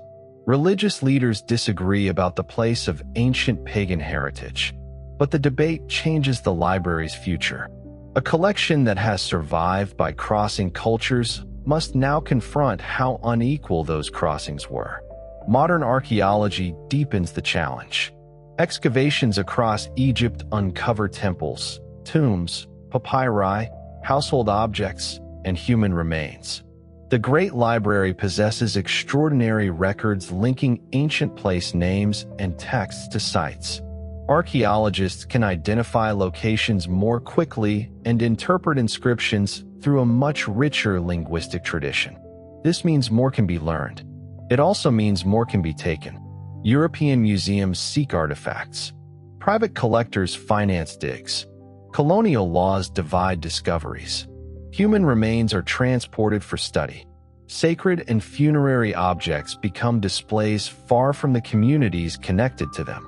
The Alexandrian Custody Code, centuries old but often ignored, becomes the center of political struggle. Egyptian scholars demand that provenance records be public. Communities request the return of objects. Foreign institutions argue that they preserved materials that might otherwise have been lost. The surviving library cannot claim innocence. Its own stores contain objects acquired under conquest and unequal rule. In the early 20th century, it opens what becomes known as the Hall of Acquisition. Every display includes not only what an object is, but how it entered the collection. A statue's label names the excavation permit, the workers who found it when known, the official who approved removal, the community from which it came, and disputes over ownership. Blank spaces are displayed openly when records are missing. Visitors find the hall uncomfortable. That is its purpose. The Great Library has spent 2,000 years preserving the history of texts. It now applies the same principle to itself. An institution must preserve the record of its own power. Meanwhile, the world of information accelerates. The telegraph allows messages to cross distances faster than any messenger or ship. Alexandria connects its catalog network by wire. A scholar no longer waits months to learn whether a manuscript exists in another city. Short queries travel in hours. International requests multiply. Photography offers a new method of copying. Fragile manuscripts can be reproduced without a scribe rewriting every line. Glass plates and later film capture pages, inscriptions, and objects. The library begins photographing its rarest holdings and storing duplicate images in other countries. For the first time, the appearance of a page can travel almost independently of the page itself. This is not a perfect solution. Photographs fade. Emulsions decay. Fires destroy negatives. Poor images hide details. But the principle of distributed preservation grows stronger. Then comes war on an industrial scale. The First World War disrupts the Mediterranean. Empires collapse. Borders change. Scholars are drafted. Supply lines fail. Alexandria is spared the destruction suffered by many cities, but affiliated collections are damaged or cut off. The library activates emergency protocols refined across centuries. Rare manuscripts are moved underground. Catalog copies are sent to neutral countries. Researchers document monuments and archives at risk. Yet the war reveals the limit of preparation. Human beings can destroy faster than custodians can copy. The Second World War is worse. Libraries and archives burn across Europe and Asia. Communities are annihilated. Books are looted as part of campaigns against peoples and identities. Records become tools for persecution. Scholars flee with whatever they can carry. Alexandria accepts refugees and collections, but it cannot save everything. Its reading rooms fill with displaced researchers who know that families, cities, and languages may vanish even if a manuscript survives. The institution's oldest promise begins to sound insufficient. What is learned here will be copied. But a copied song does not restore the person who sang it. A preserved register may become the last record of a murdered community. Memory can resist erasure, but it cannot undo death. After the war, the library helps develop international agreements for protecting cultural heritage, sharing microfilm, and returning looted materials. Its long history gives it moral authority. Its compromises with previous empires give critics reasons to distrust that authority. Both are justified. Decolonization changes the world around it. Egypt becomes formally independent, though British influence remains until the mid-20th century. The 1952 revolution ends the monarchy.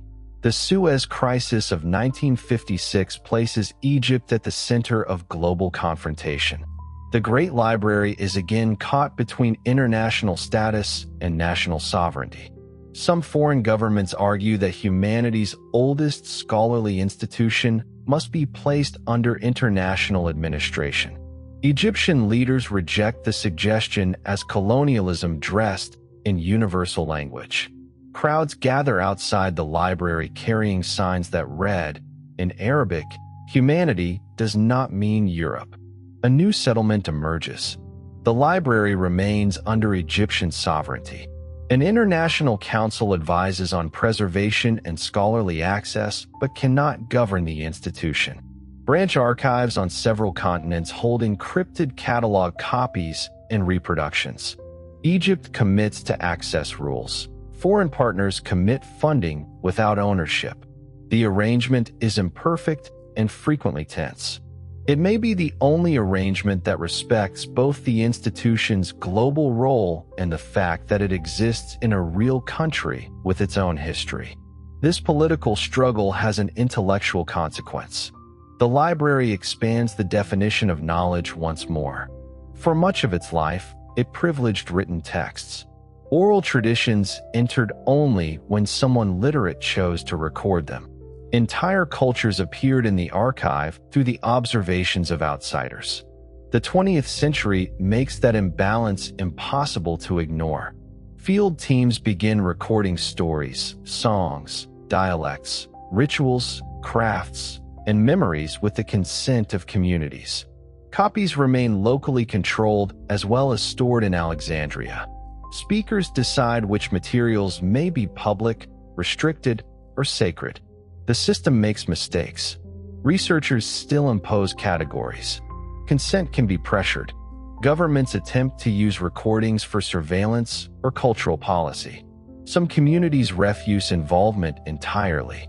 But the old library learns that preservation without relationship can become extraction. Its archives grow less centralized even as technology makes centralization easier. Then computers arrive. At first, they are room-sized machines used for calculations and administrative records. Librarians see their potential for cataloging. Millions of cards, shelf lists, cross-references, and manuscript lineages can be searched in ways no human index could manage quickly.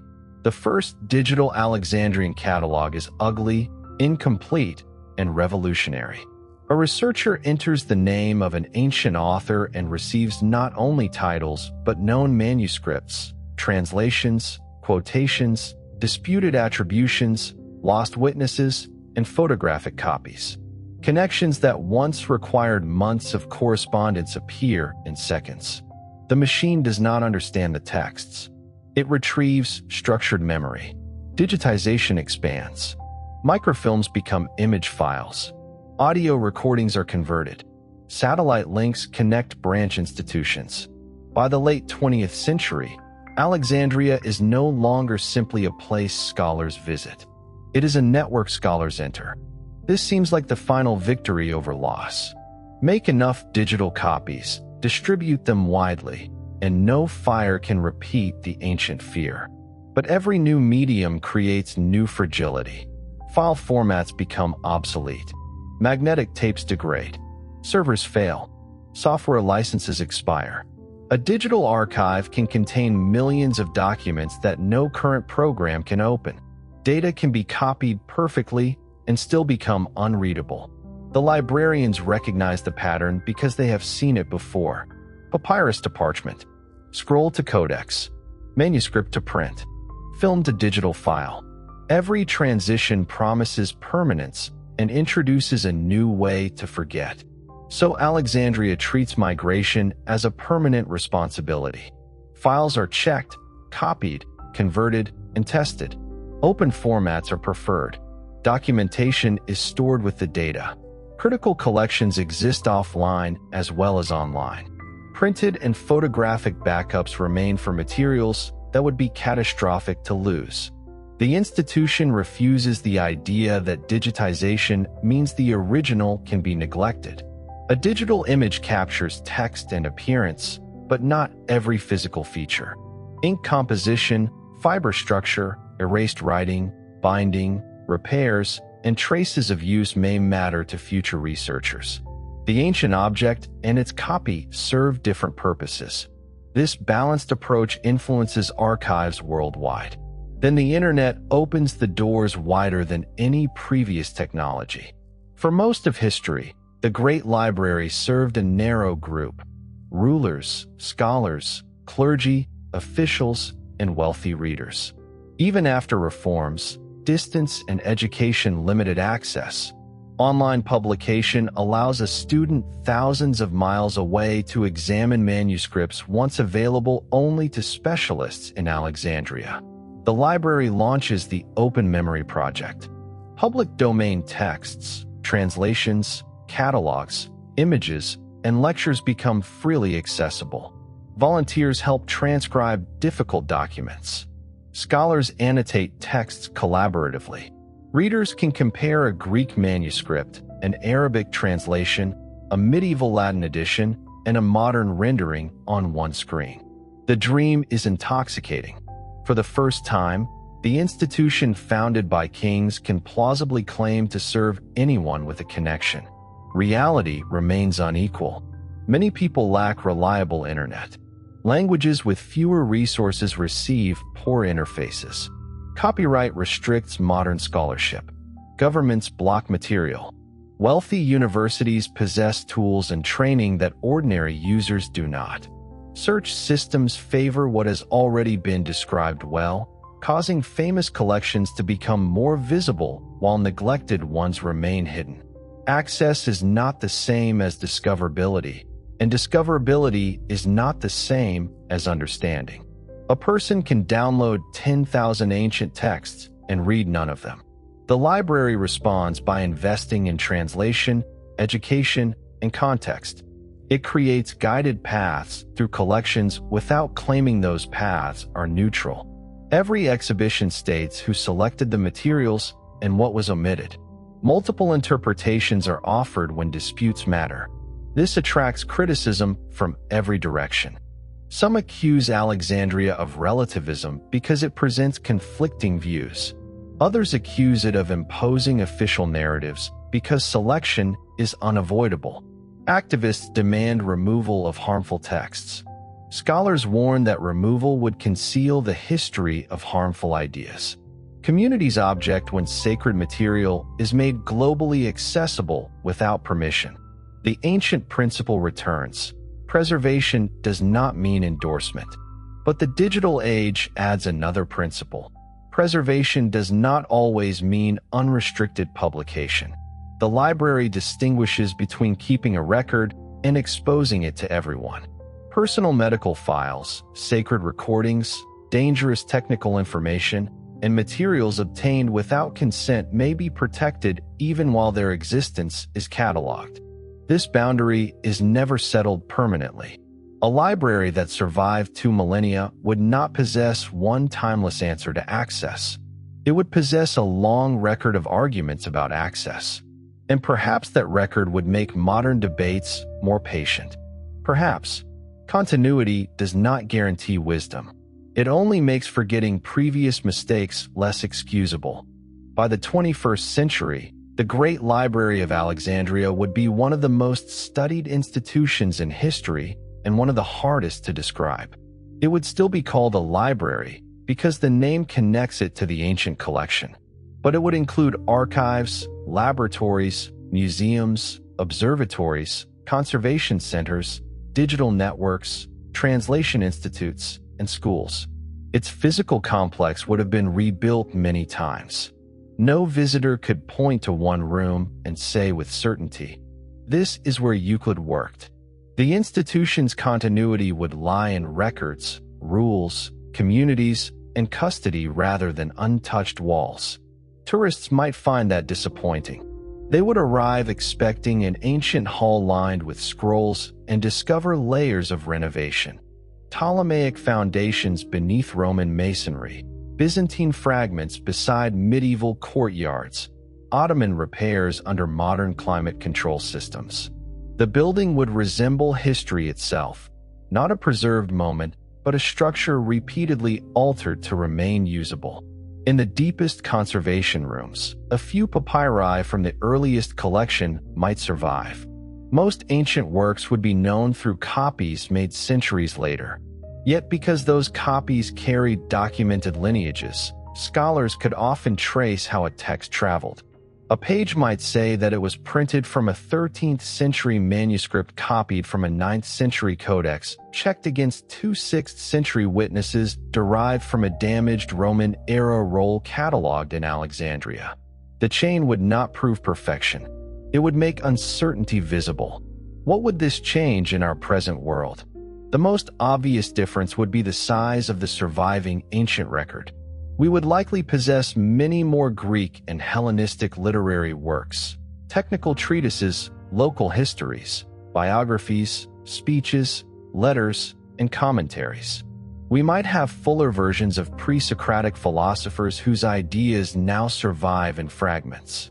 We might read complete works by Sappho, more plays by the great tragedians, writings by rival schools whose opponents defined them for us, and histories of peoples known today mainly through outsiders. The lost works would not all be masterpieces. Many would be repetitive, obscure, propagandistic, inaccurate, or dull. The past produced ordinary books just as the present does. A larger archive would contain shopping lists beside epics, bureaucratic reports beside philosophy, failed theories beside brilliant deductions. That ordinariness would be valuable. Historians often learn most about daily life from records never intended to become immortal. Contracts, complaints, receipts, school exercises, letters, medical notes, and petitions. A library committed over time to preserving rare evidence might save far more of these materials. We would know more names. Not only kings, generals, and philosophers, but shipbuilders, midwives, translators, actors, scribes, merchants, teachers, farmers, craftspeople, and children. Their words would still be filtered through literacy and preservation. The poor would remain less visible than the rich. Enslaved people might appear mainly in records created by owners or officials. Yet even fragments of self-expression could transform our sense of ancient humanity. Historical arguments would change. Questions that now depend on a handful of sources might be answered with dozens. Some famous mysteries would disappear. Others would become more complicated because new evidence disagreed. Entire careers in classics would study authors unknown in our world. University courses would need to choose from a much larger body of literature. Translations would shape modern culture differently. A lost tragedy preserved through Alexandria might become as familiar as Antigone. A comic character unknown to us might inspire films and novels.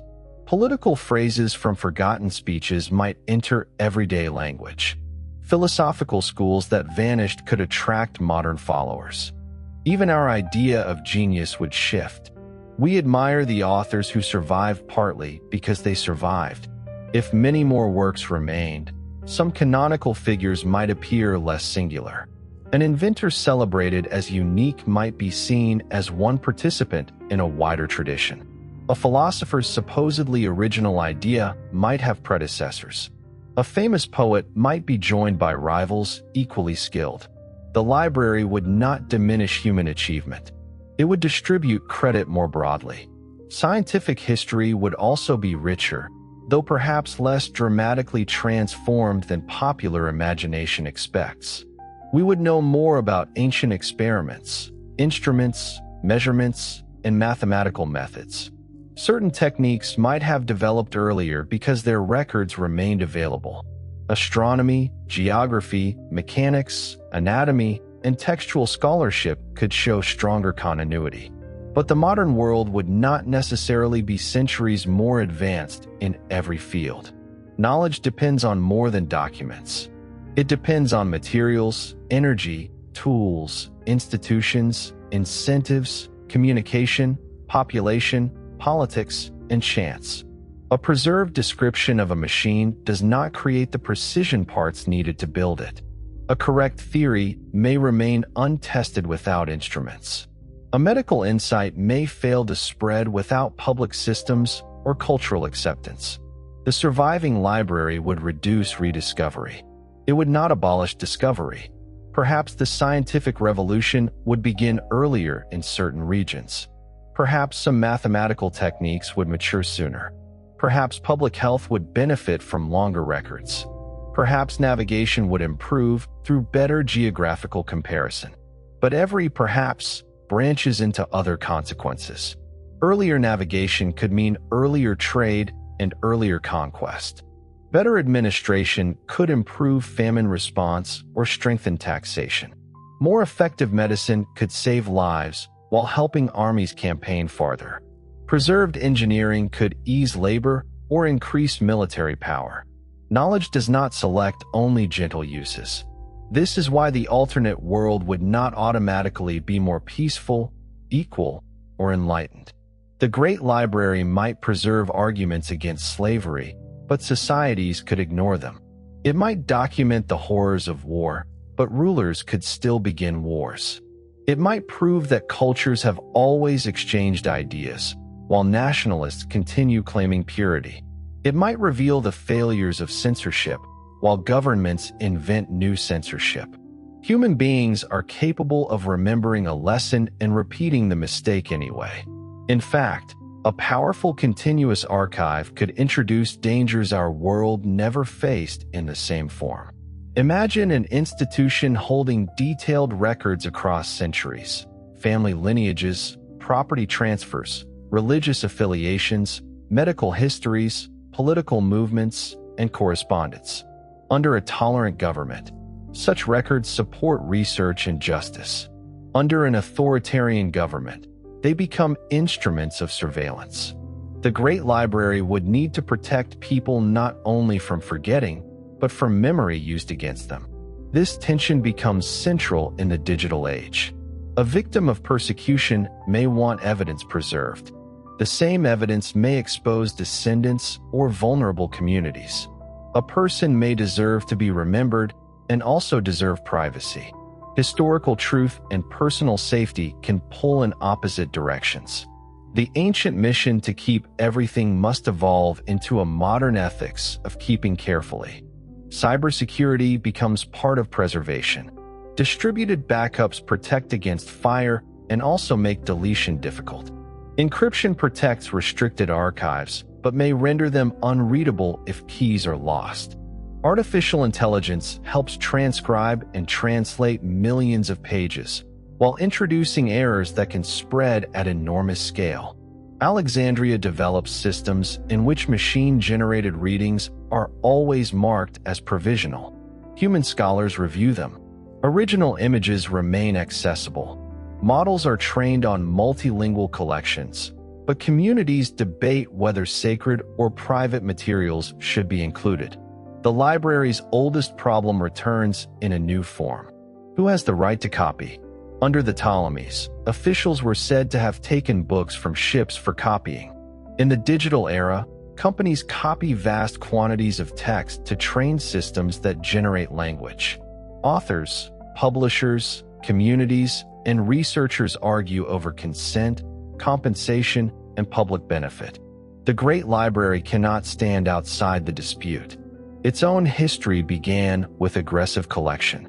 It convenes an international assembly in Alexandria, held in a hall overlooking the same sea that once carried scrolls into the ancient harbor.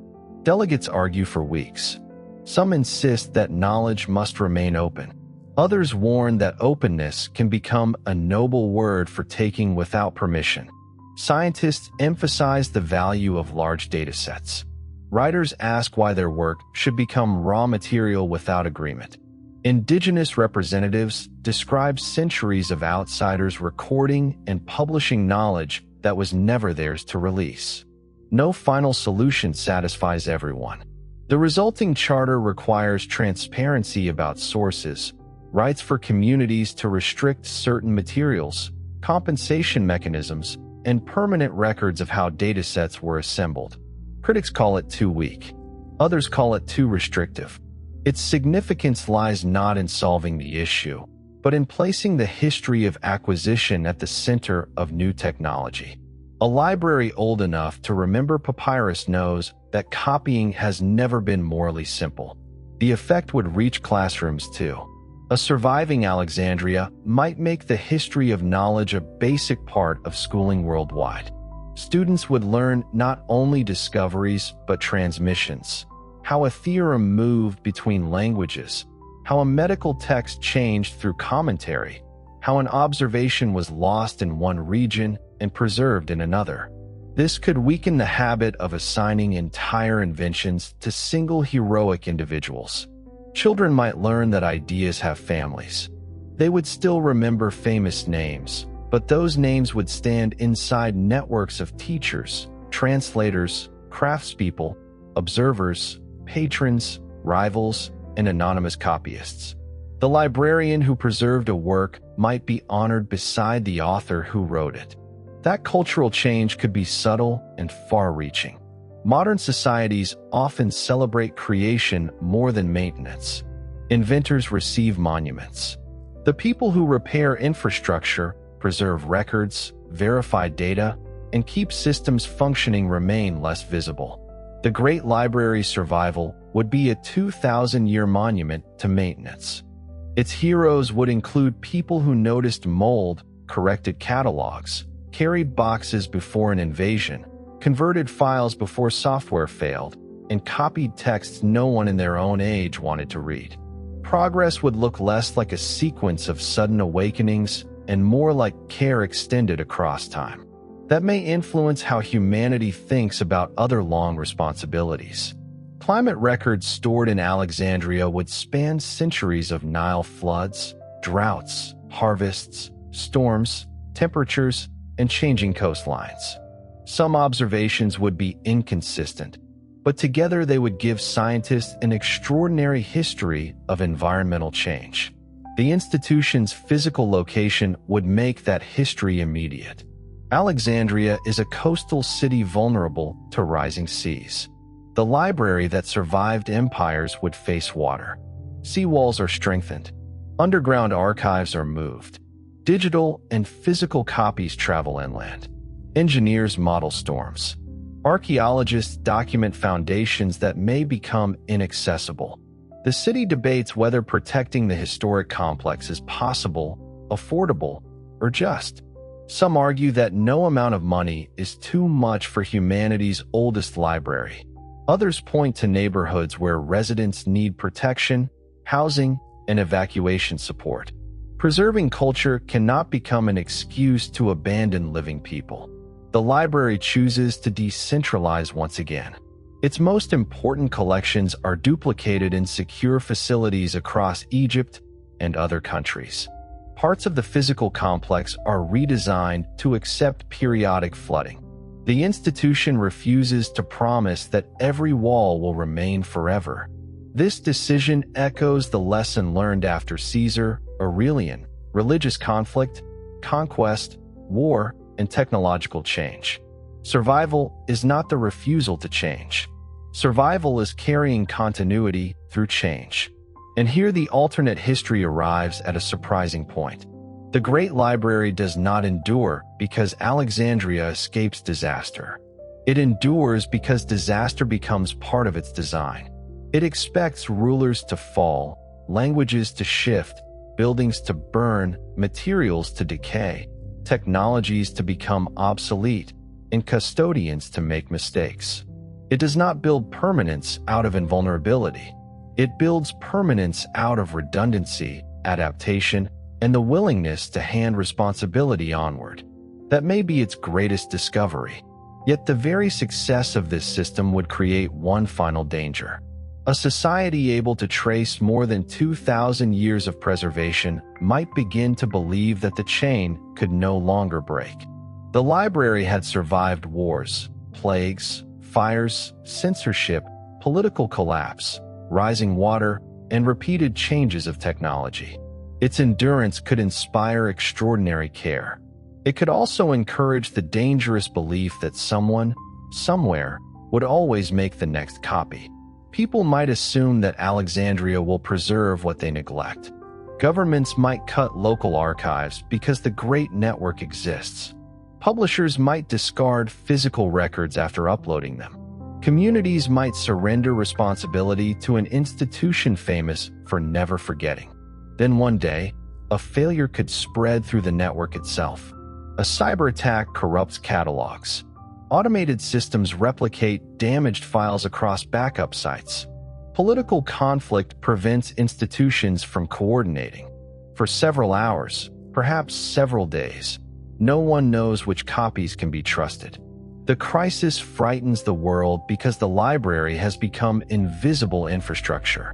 Hospitals, courts, universities, museums, and schools depend on its authentication systems. The institution that once protected knowledge from isolated fires now faces a danger created by connection. Engineers eventually contain the attack. Offline archives restore critical records. Printed catalogs and cold storage copies, mocked as old-fashioned, prove essential. Nothing like the whole collection is lost. But the event becomes another founding story. Afterward, every major digital archive must maintain systems that are not continuously connected. Human-readable instructions are stored beside machines. Regional institutions practice operating independently. The library once again learns that efficiency and resilience are not the same. It continues because it remains capable of being frightened. That may sound strange, but institutions often fail when past success convinces them that failure is impossible. Alexandria's long life would be built from remembered near endings. The fire that damaged books near the harbor, the destruction of the royal quarter, the fall of the Serapeum, conquests, occupations, religious conflicts, wars, failing materials, colonial struggles, obsolete technologies, and rising water.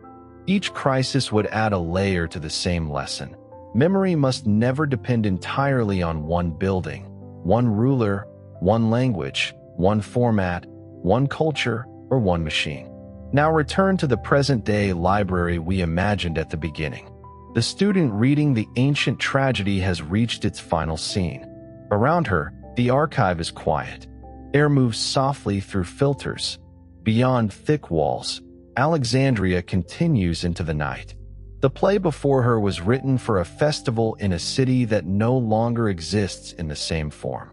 Its author could not have imagined electric light, digital catalogs, or readers separated from him by more than 2,000 years.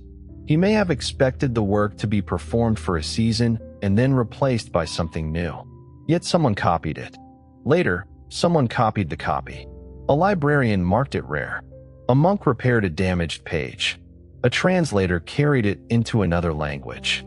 A printer compared 3 manuscripts. A photographer recorded an edition before war reached the building that held it. A technician migrated the image from a failing server. A scholar corrected the modern text. No one person saved the play. It survived through a chain of people, most of whom never knew one another and never knew whether their small task would matter. The student looks up from the page.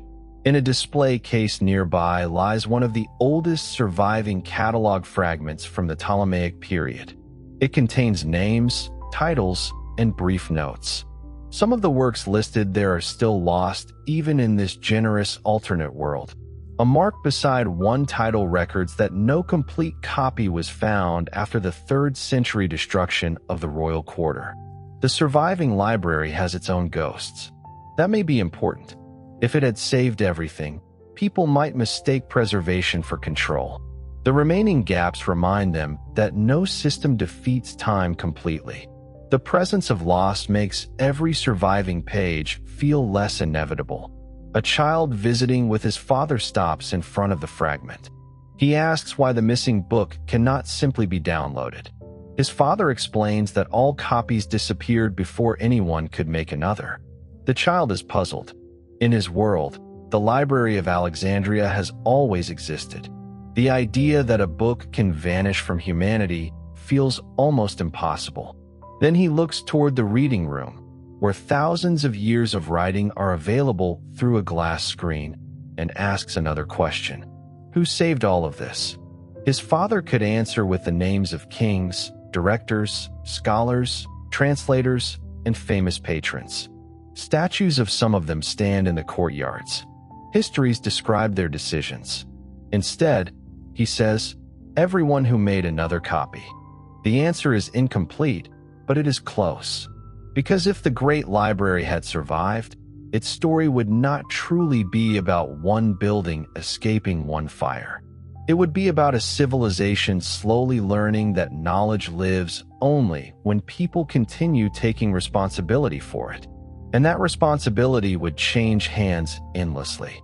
From a scholar speaking Greek in the royal quarter to a Coptic scribe in a monastery. From a Syriac translator to an Arabic physician. From a printer setting metal type to a photographer adjusting a glass plate. From an archivist carrying boxes away from war to an engineer checking the integrity of a distant server. The materials would change. The languages would change. The reasons for preservation would change. The gesture would remain. One person placing something fragile into the care of someone not yet born. Perhaps that is the true answer to tonight's question. A surviving Alexandria would not give humanity a perfect memory. It would give humanity a visible tradition of caring for memory. We might know more about the ancient world than we do. We might reach some discoveries earlier. We might avoid certain wasted centuries of reconstructing works already completed once before. Our literature would be larger, our histories fuller, and our scientific family tree more honest about its many roots. But we would still be human. We would still misunderstand evidence. We would still use knowledge for power. We would still censor, forget, exaggerate, and choose comforting stories. We would still need each generation to decide whether inherited knowledge is worth the effort required to understand it. The library could preserve books.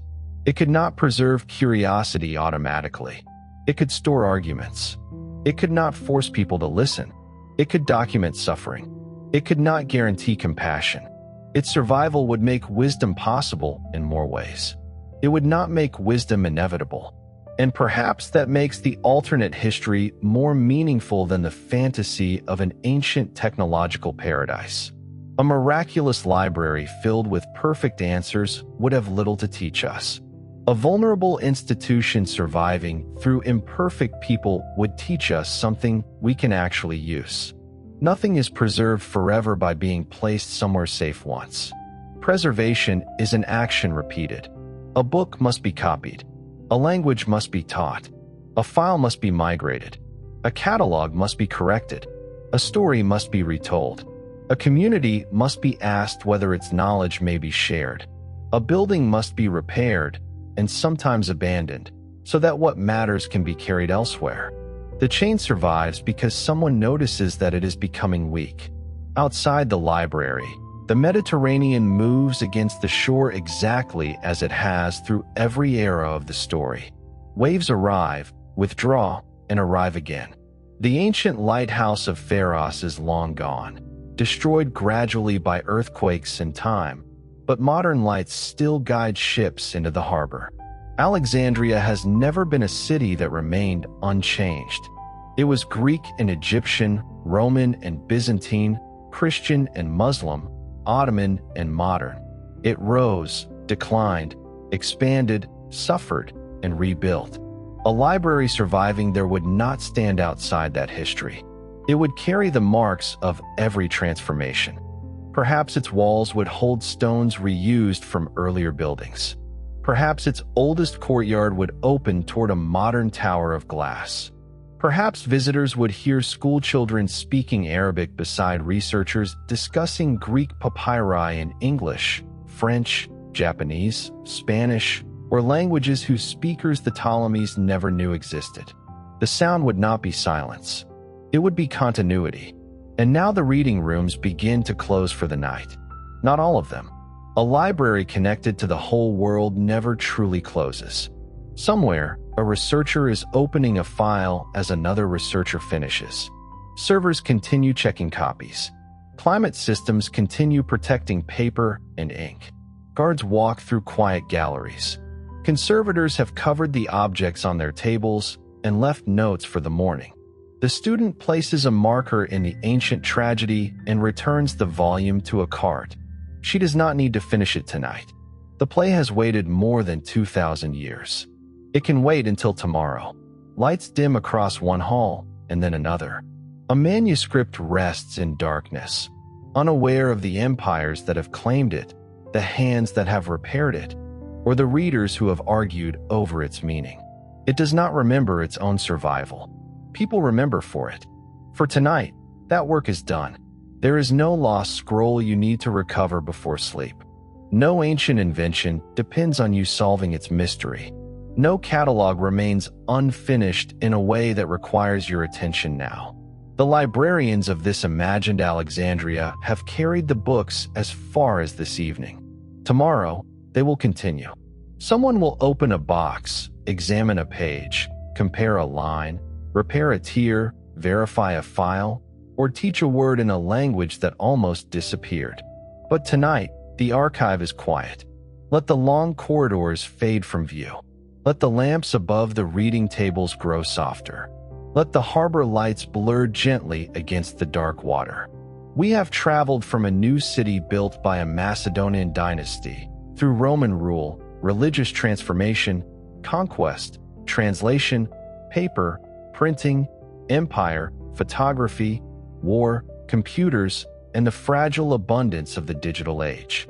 Through all of it, the library survived not because history became kinder, but because memory learned to travel. You do not need to carry the whole journey with you now. Let the names and dates loosen. Let the shelves stretch away into darkness. Let every unanswered question remain safely unanswered until another day.